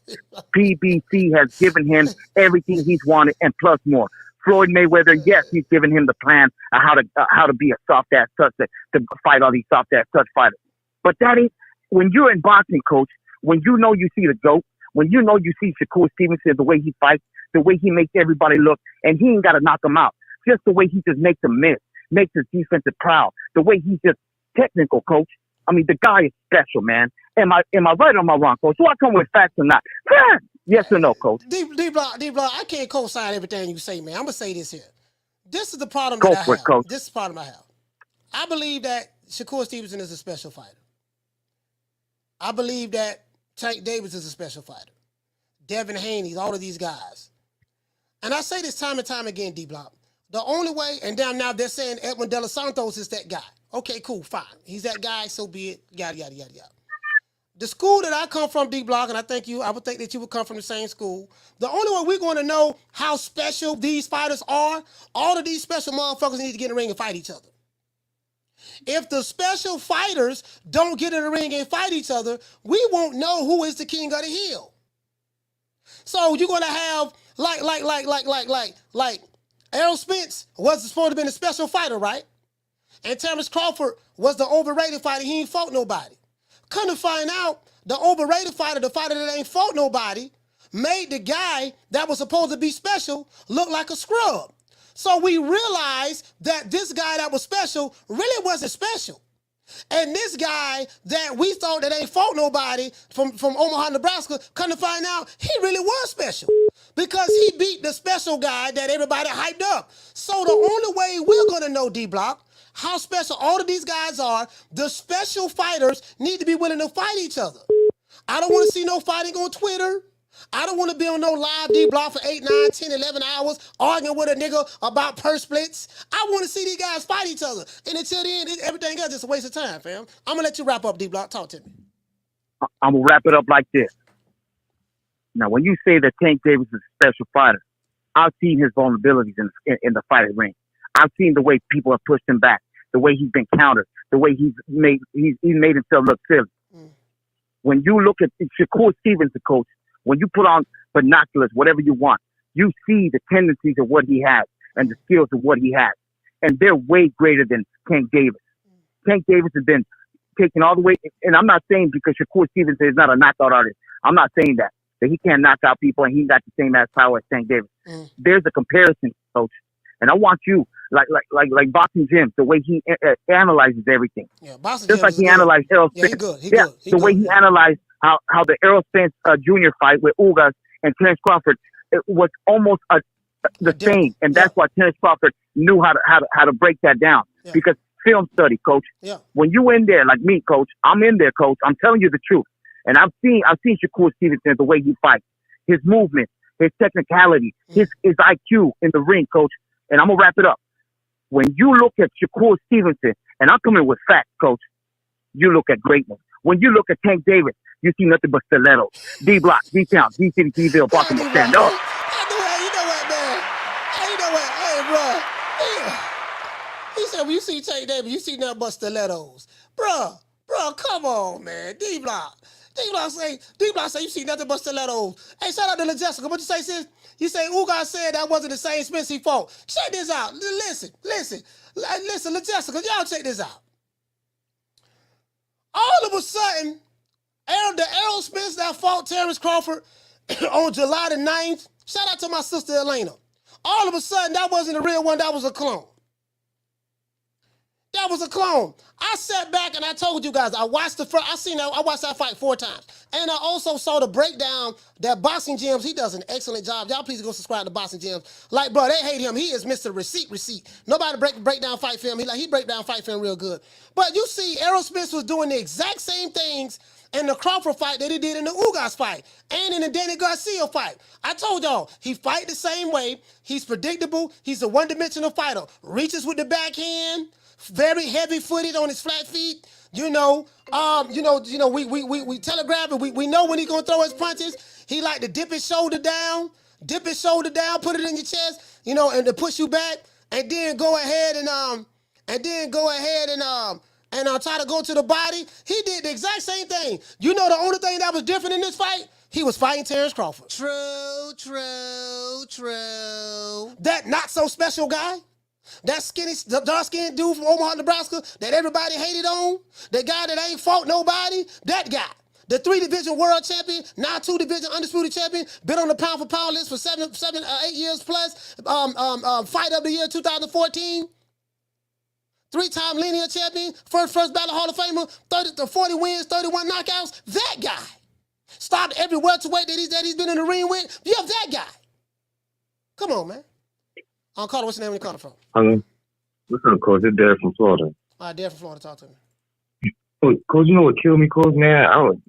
While I'm watching these boxing fans, I swear they find everything to add something to it. They talking about if Frank Martin fight Tank, or he making a business move. What the fuck is that? He gonna fight Tank, Coach? Because it's a bigger money fight. The money, big money fight. He rather take Tank or Shakur, you feel me?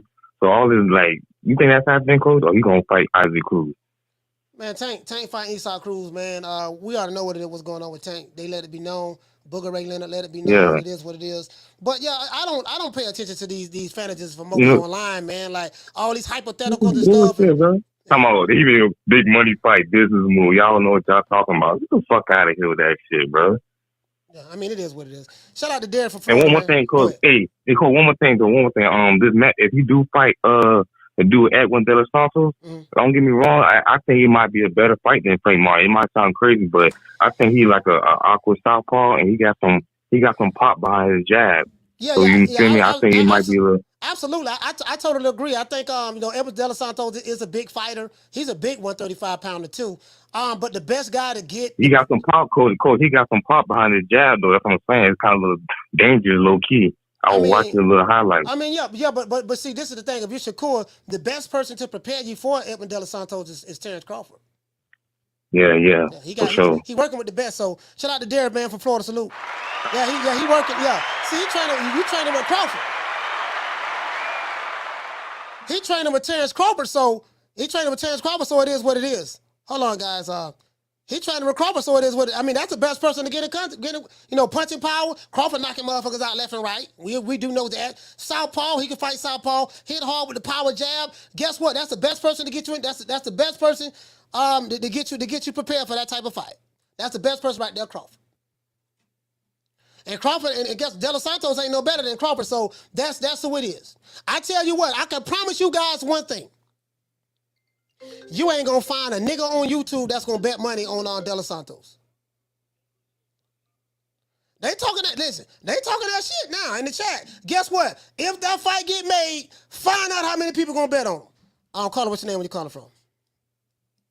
What's up, Coach? This Coach Eddie 2 times. Coach Eddie 2 times, talk to me. Yes, sir. Like you say, you remember we were talking about how the movies always got some truth in it, the boxing movies. And I don't think that Frank Martin duck. You remember that scene in Rocky V when they were riding in the limousine and Union Kane said, "I'll fight Rocky Balboa. I'll fight Rocky Balboa anywhere." And then the Duke said, "Shut up, bum. You fight when I tell you who to fight. Fight when I tell you to fight." I think they probably just told Frank Martin to shut up and fight who we tell you to fight. Because, they call them handlers. You know what I'm saying? Boxing handlers. That means they handle your career. It means they can make the fight for you. I don't pull guys out of fight. I say, who you trying to fight? I said, no, we ain't fighting him. So I already know this guy. So I just make up something like, hey, man, we hurt our hand, or, we got cut and sparred, and we'll just void the contract out. You know what I'm saying? Look, a boxing handler is just going to keep you undefeated. Like Mick in Rocky 3. He did what he told him. He said, my job was to keep the winning rock.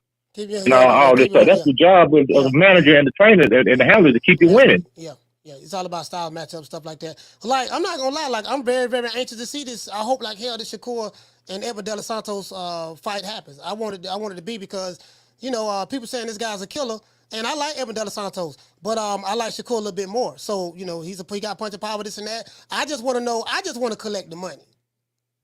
That's gonna tell me that's gonna tell me what it is. I just want to collect the money. So if you like him, if he that right there, cause I'm convinced that Shakur beats Edwin De Los Santos.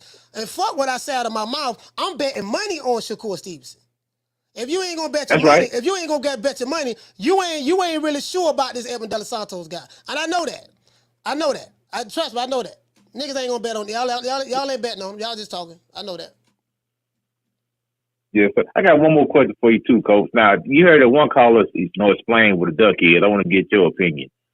So if, let's say somebody offered you $40 million to take a fight, you turn that fight down and then take a fight for $10 million, is that a duck? In your opinion? I guess it depends on who he's fighting, but if you turn it down, if the object of, okay, let me answer your question this way. The object of the game is to make as much money as you possibly can. Why would you turn down more, $40 million, to fight for less at $10 million?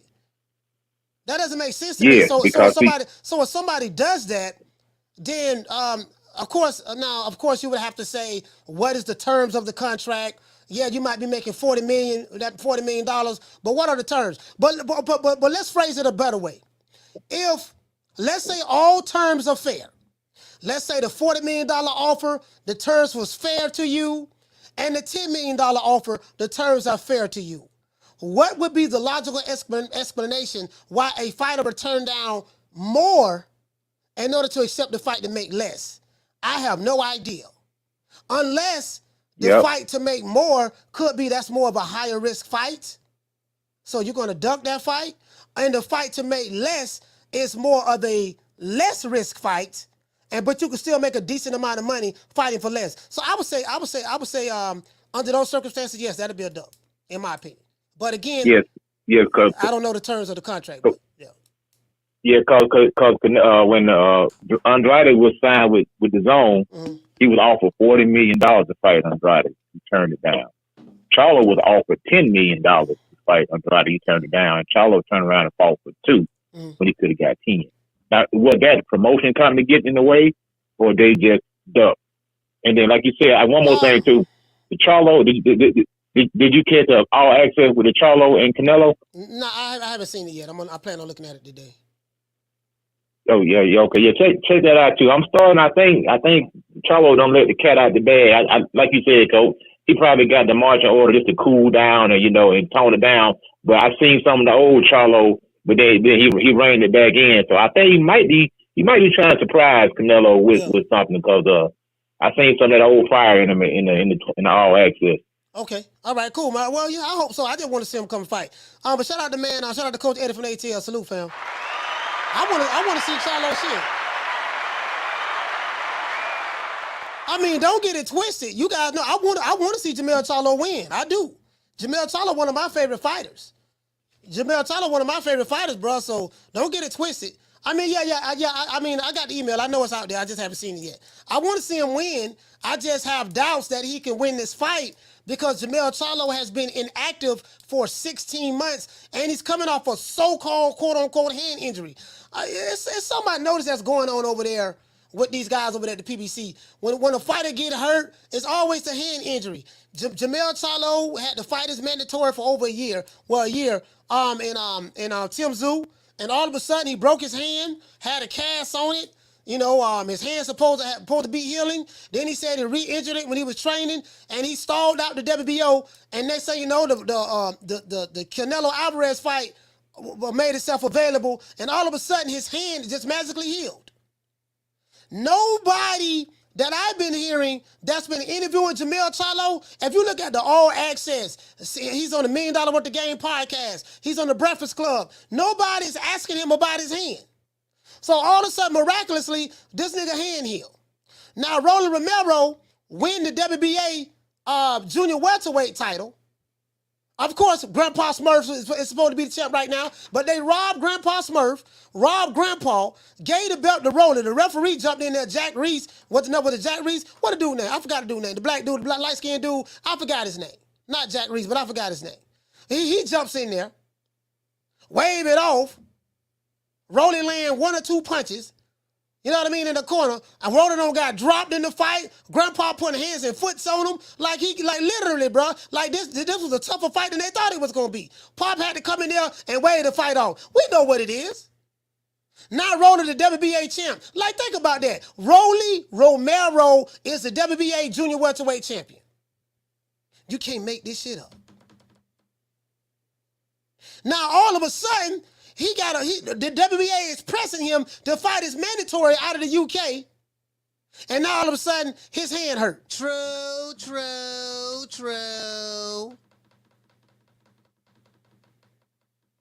All of a sudden, his hand is hurting. Big Rolo. Oh, yeah, Tony Weeks. That's who it is. Tony Weeks. That's his name. Tony Weeks did that on weak ass shit. Robbed Grandpa. And listen, bro, I keep telling y'all, this boxing stuff, a lot of this stuff is already scripted. It's like the WWE, dog. Telling you what it is. It's the old Hulk Hogan shaking in the middle of the ring. You know how Hulk Hogan, like they put hands and foots on him, right? He fighting Ric Flair. Ric Flair put Hulk Hogan in the figure 4 leg lock. Broke him down. And Ric Flair, every time Hogan tried to stand up, Ric Flair kick him in the back of the leg. And his leg give out. Ric Flair is raking Hulk Hogan's eyes. Ric Flair got Hogan pinned to the ropes, and he's standing on top of him, and he's just punching him. Bust his head open. Blood is coming down Hulk Hogan's face. It's mixing his blonde hair and everything. Hulk Hogan is on his way down to the ground. He's about to give up. 30,000 screaming Hulkamaniacs is screaming. Calling the hoster name. All of the children in the audience saying their prayers, taking their vitamins, and the hoster is drawing energy from the Hulkamaniacs in the arena. Ric Flair punches Hulk Hogan. Hulk Hogan starts to shake. He punches him again. Hulk Hogan starts to shake again. He throws a punch again. Hulk Hogan catches his fist and he waves his finger like this in front of Ric Flair. All of a sudden, fear goes throughout Ric Flair's body. He's scared. He's looking around like this. He got his hand out, and the holster is shaking his hands like this, shaking his head, walking around in a circle. The crowd is going crazy. Ric Flair tried to hit him again. The holster hit him with the big fist, drop him. Ric Flair jumps back up. The holster drop him again. Next thing you know, Ric Flair, the holster grab Ric Flair, throw him to the ring ropes, and when he come towards the holster pick up the big leg and hit him with the big boot, knock him down. Then he bounces off the ropes, drop the big leg across his neck, and he pins him. 1, 2, 3. That's what this is. True. They been fooling y'all. They've been fooling y'all for a long time. Niggas who y'all say killers really ain't killers. And how these fans is, right? Guess what? They ain't talking about Ryan Garcia no more. You notice that? We ain't heard nothing from Ryan Garcia no more. Ryan Garcia was that one, right? He was that one. Next thing you know, he get his ass kicked from a PBC fight in Tank Davis. Tank Davis whooped his ass. He asked for Tank phone number in the ring. Hey, Tank, how you doing, buddy? Hey, can I get your phone number? Hey, yeah, man, I stopped your bitch ass with that shot to the body. Oh, Tank, man, yeah, we knew I couldn't win, man. I don't know why you put the rehydration clause in there and the catch weight. I couldn't beat you anyways, I was just trying to, but we made a great fight, huh, buddy? Yeah, man, yeah, kid, it's okay. Yeah, can I get your phone number, Tank? Yeah, here you go, bitch ass nigga. And yeah, Tank, can I get your autograph? Yeah, Ryan, go ahead. Hey, Tank, now, guess what? I'm going to send some of my Instagram fans to you. Is there any way I can come to the PBC? Man, look, man, I know you're a fan of mine, Ryan, and you always been a fan, I know that, but you on the contract with Oscar De La Hoya. Don't worry about that, Tank, I'll handle that. Come to find out he can't leave, but he's over there training with Derrick James now. True. Ryan Garcia fan, this a nigga y'all been capping for. This a nigga that D-Block and Keenan and all the other guys, y'all been capping for this nigga. The Instagram model. He got a Ryan Garcia thong line for men. This dude. Now he's over there with the enemy. He's over there with the enemy working out. With Derrick James. True. Derrick James ain't gonna help you from keep tucking that chin. Derrick James ain't gonna help you from tucking that chin. Like literally. Keena said, who capping?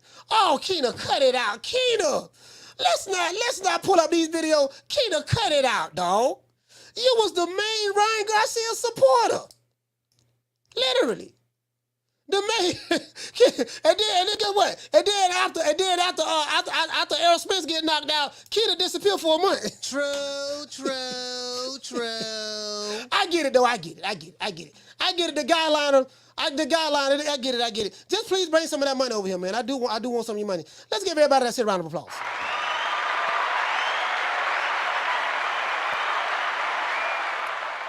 Let's give a shout out to everybody who gave a cash app. A super chat. Shout out to 3 for 10. Hey, okay. Shout out to Help Someone. Hey, okay. Shout out to OP Gamer. Hey, okay. Shout out to Shad 1419. Salute, fam. Hey, okay. Shout out to my sister Ebony 76. What's going on, sis? Hey, okay. Shout out to Marty King Boxing. Hey, okay. Shout out to Abstract Noir. Hey, okay. Shout out to Black Ice. What's going on, fam? Hey, okay. Shout out to Jason, follower of Christ. Hey, okay. Shout out to Raye. Salute to you, fam. Hey, okay. Shout out to Tommy Tom. Hey, okay. Shout out to Flex BX. Hey, okay. Shout out to Zepper. What's going on, fam? Hey, okay. Shout out to Get These Hands. Salute. Hey, okay. Shout out to LV2. What's going on, brother? Hey, okay. Salute to you guys. As a matter of fact, who else we got? I gotta get the calls. Shout out to everybody who called the show. Shout out to D-Block. Hey, okay. Shout out to Jamie from New York. Hey, okay. D-Block called 2 times. Shout out to Martin from Oakland, Oaktown, stand up 3 times. Hey, okay. Shout out to Harvey from St. Louis. Hey, okay. Shout out to Curtis from Long Beach. Hey, okay. Shout out to Yarmus from Brooklyn. Hey, okay. Shout out to Mike Lawrence from OKC, salute, fam. Hey, okay. Shout out to Coach Eddie from the ATL. Hey, okay. 2 times. Shout out to Ray from Dallas, Texas. Hey, okay. Shout out to Mr. Cook, Brick City, stand up. Hey, okay. Shout out to L from Kansas City. Hey, okay. Shout out to Raye from Raleigh, North Carolina. Hey, 2 times. Shout out to M1 from BX. Hey, okay. The Bronx in the house. Shout out to Wildfire from Killer Cali. Be safe out there on that road, fam. Hey, okay. Shout out to Keena from North Cackalack. Hey, okay. And shout out to Derek from Florida. Hey, okay. Yes, sir, man. It is what it is. We had a good show, but we're gonna have a killer. We're gonna have a hell of a show tomorrow. Tomorrow we're gonna have a lot of people in here. I can promise you that. Tomorrow we're gonna have about 700-800 people in here tomorrow. Please be on the lookout. Sign up to the newsletter as well. We got a newsletter. That's CoachMalachi.com. Please go to CoachMalachi.com. The newsletter is pinned up to the top of the chat. That's so that anytime we go live or I drop a video, you will receive a text message or an email from me letting you guys know that we are going live. Crawford, go fight. Y'all fight each other. I'm busy. Motherfucker, I'm busy. It's a whole lot of sapsuckers out there that's busy. Shout out to my main man, Freeway Ricky Ross, man. Team Freeway Boxing is in the building. What's my name? My name is nobody, and I don't live nowhere, and I don't know nothing. I don't know because I know that you gon' tell God on Jesus, kiss a Judas, silver pieces, monkeys acting in the monkey show. Gangsta monster killer, silverback. Where is your rap sheet that you never explains? Moving fast, thinking slow. Dummy clown, silly Billy, need a hug. Thugs on drugs, monkeys acting in the monkey show. I mean, you get what I'm saying? How you doing? You know, so that's all I'm saying. It is what it is. I like.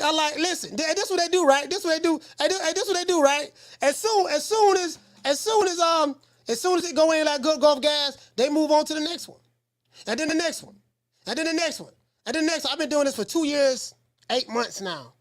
This is going on my 2-year 9th month. This is September, right? I've been doing this long enough to know how this goes. I understand, I get it. I get how it goes, right? Before we end the show, I got to say all praises due to the Most High, the most exalted, the greatest human being on the planet Earth, Mr. Al Haymon. Well, you know, I guess I got to be like everybody else and sing Al Haymon. I can quit my job now, baby. 6 figures, baby. You feel me? I'm about to But a name. Do you have a name? Oh, nah, I ain't got no name, you know. Name them names, man. They know who they is. Name them names, please. The names need to be named. They know who they is. The Mexican monster. Hey, shout out to Elena, man. Shout out to Elena. Shout out to 626 Jacob. Hey, okay. Shout out to my sister. What's my sister's name? Oh man, I forgot my sister's name right quick, man. I forgot my sister's name. Oh man, bro, I forgot the sister's name, man. Shit. What's the sister's name? Something in September? Something in November. Hey, what's my sister's name, man? She just. Matter of fact, I got it. Yeah, something in September. Shout out to something in September, something in November. I think it's something in November. Hold on, I got the sister's name right here. You know, you guys know me. I do not like forgetting the tenderoni's names. Now, if it's a tenderoni or a honey dip, the last thing I want to do is forget their name. I kind of like the women. Something in November. I like the women a whole lot better. True. You know, I like the women a whole lot better. I just being honest with you guys. And again, I don't want to throw anybody under the bus. Shout out to Lisa Bells, though. Shout out to my sister Nick Rich. Shout out to Bless 365, Jackie Hernandez. Shout out to La Jessica. Shout out to Elena. Shout out to Green Eyes P. Shout out to Carmen Serene. And any other sisters that I may have forgotten, man. Shout out to Bless 365. Shout out to Abigail. If I forgot you, please forgive me. You know, it's kind of hard trying to remember everybody's names. What did he say? He said, Coach, you got to say pause. You got to say pause. If you say hard, apparently, now I'm 49 years old. Really, the pause do not apply to me. Pause do not apply to me. I shouldn't be saying pause. I'm 49 years old. I'll be 50 soon. I should not be saying pause. It don't apply to me. But for my brothers in New York, for my brothers out of Harlem, it's very, very important that I say pause. True. You know, they say you ain't gotta like it, but you better respect it. Nigga, when my name come up, respect it. Let's go. Stop playing with my fucking name. All three of y'all, stop playing with my name. I ain't gonna say it no more. Put some respect on my name. And since today is Sunday, it's only right that we give everybody a special prayer. And I want you to hold on to God's unchanging hand, because he helped Joshua fight the battle of Jericho. Yes. He helped Daniel get out the lion's den. He helped Gilligan get off the island. Lord. Get out while you can. Don't get it sucking no statue. Give him guts. Get out while you can. Don't get it sucking no statue. Give him guts. Hey, you gotta get somebody to do some guts, man. You don't give him no statue, give him guts. And for all the women out there that's looking for a real man, I got one for you. Hey woman, listen here. Since your man ain't got no heart, maybe you'd like to see a real man. I bet you stay up late every night dreaming you had a real man, don't you? I tell you what, bring your pretty little self over to my apartment tonight, and I'll show you a real man. So the conclusion to this is this. Frank Martin ducked. He's a duck. Frank Howard the Duck Martin. Frank the Duck Martin, I don't care how you slice it, how you dice it. It is what it is. We're going to keep that same energy. That nigga ducked. I don't give a damn who advised him to do what. He agreed. They were going to fight each other. I got happy in the Holy Ghost about it. They ducked. Now, let's see if Edwin De Los Santos is going to make this fight happen. This is an opportunity for him to become the WBC champion. Let's see if he's going to make that fight happen. I'm praying to God this fight happen. I really, really do. And I'm taking all bets. I am. I plead the fifth. I plead the fifth. 5, 1, 2, 3, 4, 5. Anything you say, 5. Go ahead, ask me a question. Did you? 5. Anybody that got a problem with seeing the best fighters fight the best fighters, anybody that come with double standards, hypocrisies, be nigga-splaining when it comes to your favorite fighter, anybody that's doing that, Riley, get him. Look, fuck you. Fuck the plane you flew in on. Fuck them shoes. Fuck the socks with the bell on it. Fuck them cheap-ass cigars. Fuck your yuck-mouth teeth. Fuck your hairpiece. Fuck your chocolate. Fuck Guy Ritchie. Fuck Prince William. Fuck the Queen. This is America. My president is black and my Lambo is blue, nigga. Now get the fuck out of my hotel room. And if I see you in the street, I'm slapping the shit out of you. I can't wait. I can't wait. Please, Lord Hammer, I can't wait. I want to see this fight. Shakur Stevenson, Edwin De Los Santos. Edwin De Los Santos, this is a message for you. Ain't nobody gonna bet no money on you, but they say you're a killer. Fine, cool. I like you a lot. You're a really, really good fighter. Don't do what Frank Martin did. Don't do what Frank Martin did. Take an opportunity to beat this guy, Shakur. Got an opportunity to become the WBC champion of the world. Once again, my door is open. My Cash App is $ True Media Today USA. That's my Cash App. Anybody want to bet? Taking all bets. Please. But we got to get this fight done, and the money has to be put up once, I think, the week of the fight. That's how we do it. Shout out to my brother, Dr. Umar Johnson. If you're a brother that's suffering from lack of testosterone, I have a PSA message from the good brother, Dr. Umar Johnson. You need a testosterone injection. Your estrogen is getting the best of you, my brother. You need a testosterone injection. Your estrogen is getting the best of you, my brother. You are part of the estrogen-based anti-masculinity movement. Stop worrying about me with no shirt on. You are part of the estrogen-based anti-black masculinity movement. I just came from the beach in St. Croix. I took a dip with the ancestors. Is that all right with you, Negropean? I just took a dip with the ancestors. Is that all right with you, Negropean? I just took a dip with the ancestors in the ocean of St. Croix. Is that all right with you? Stop worrying about me and no shirt. Somebody get that brother some testosterone. Somebody get that brother some testosterone. His estrogen levels are a bit too high. Anybody that want to renegotiate a contract, if you sign to Nick Sack Promotions and you want to try to get out of the contract, this is a message I got for you. Who Who you think is? DJ Quick? No, huh? No, I ain't saying Kid Capri? I didn't say that. Oh, you must be Jimmy Walker. Blue, you ain't nothing. You don't deserve nothing. You don't get nothing. You get what I give you. I got a contract between me and you that say you do what I tell you to do. Therefore, shut the fuck. Don't say nothing. Don't speak to me. Don't look at me. I tell you something. Money, you know, I just said. Blue, if I raise up, gonna be trouble. Trouble. I'm walking off. Shout out to Gloria Day and the Fabulous. Gloria Day and the Centrips. These niggas don't play. These niggas don't play. We don't play. You ain't heard. They be tripping. We be tripping. So they swerving on. We swerve on. No faking and no snitching. And repping hard for the set. Oh, mamas, it ain't no lie. Because niggas gonna bust. Niggas gonna bust. You know, guess what? If Frank Martin don't want to fight Shakur, no problem. I got a fighter right here that's more than willing to fill in and give Frank Martin that smoke. Oh, Lord, I swear to God, when I see that whole ass nigga coach man like how ways, I'm going to put them paws on him. Nigga, Wakanda forever, bitch. Oh, Lord, he threw Wakanda through that fence. Wakanda is dead. Oh, Lord. Shout out to everybody that's from the hood. I want to thank the whole hood who came out here. I love y'all. I did this for the hood. Y'all know I beat that boy. And for all the people out there that's lovers and friends, if you got a lover who loves you and they look at you with bedroom eyes while biting their bottom lip, you know what I mean? If they're looking at you with bedroom eyes while biting their bottom lip, you might want to keep Make it last. Make it last forever. Don't let I love you.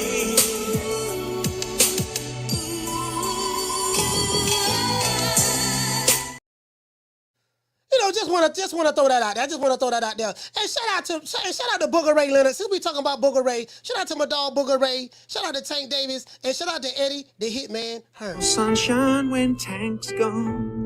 I'll smack the shit out of him in front of everybody. Only dark times for you. I mean, just throw Haney's name in the hat. There is no fucking hat. Ain't no sunshine when Tank's gone. I don't play them type of games. Leonard L.B. Why you always talking about me? Did you fucking learn your lesson from that? With AJ? Ain't no sunshine when Tank's gone. I'll knock that motherfucker's hole out. Period. Only dark times for you. Ain't no hats to throw nothing in here. We're running a fucking business. Ain't no sunshine when Tank's gone. You fucking idiot. Leonard L.B. Why you always talking about? You know it is what it is, man. Once again, it's on, man. It's up by Cole Malachi Williams signing out. True Media Today, USA Boxing. Y'all know how to know what time of TI is, man. Let's go ahead and celebrate.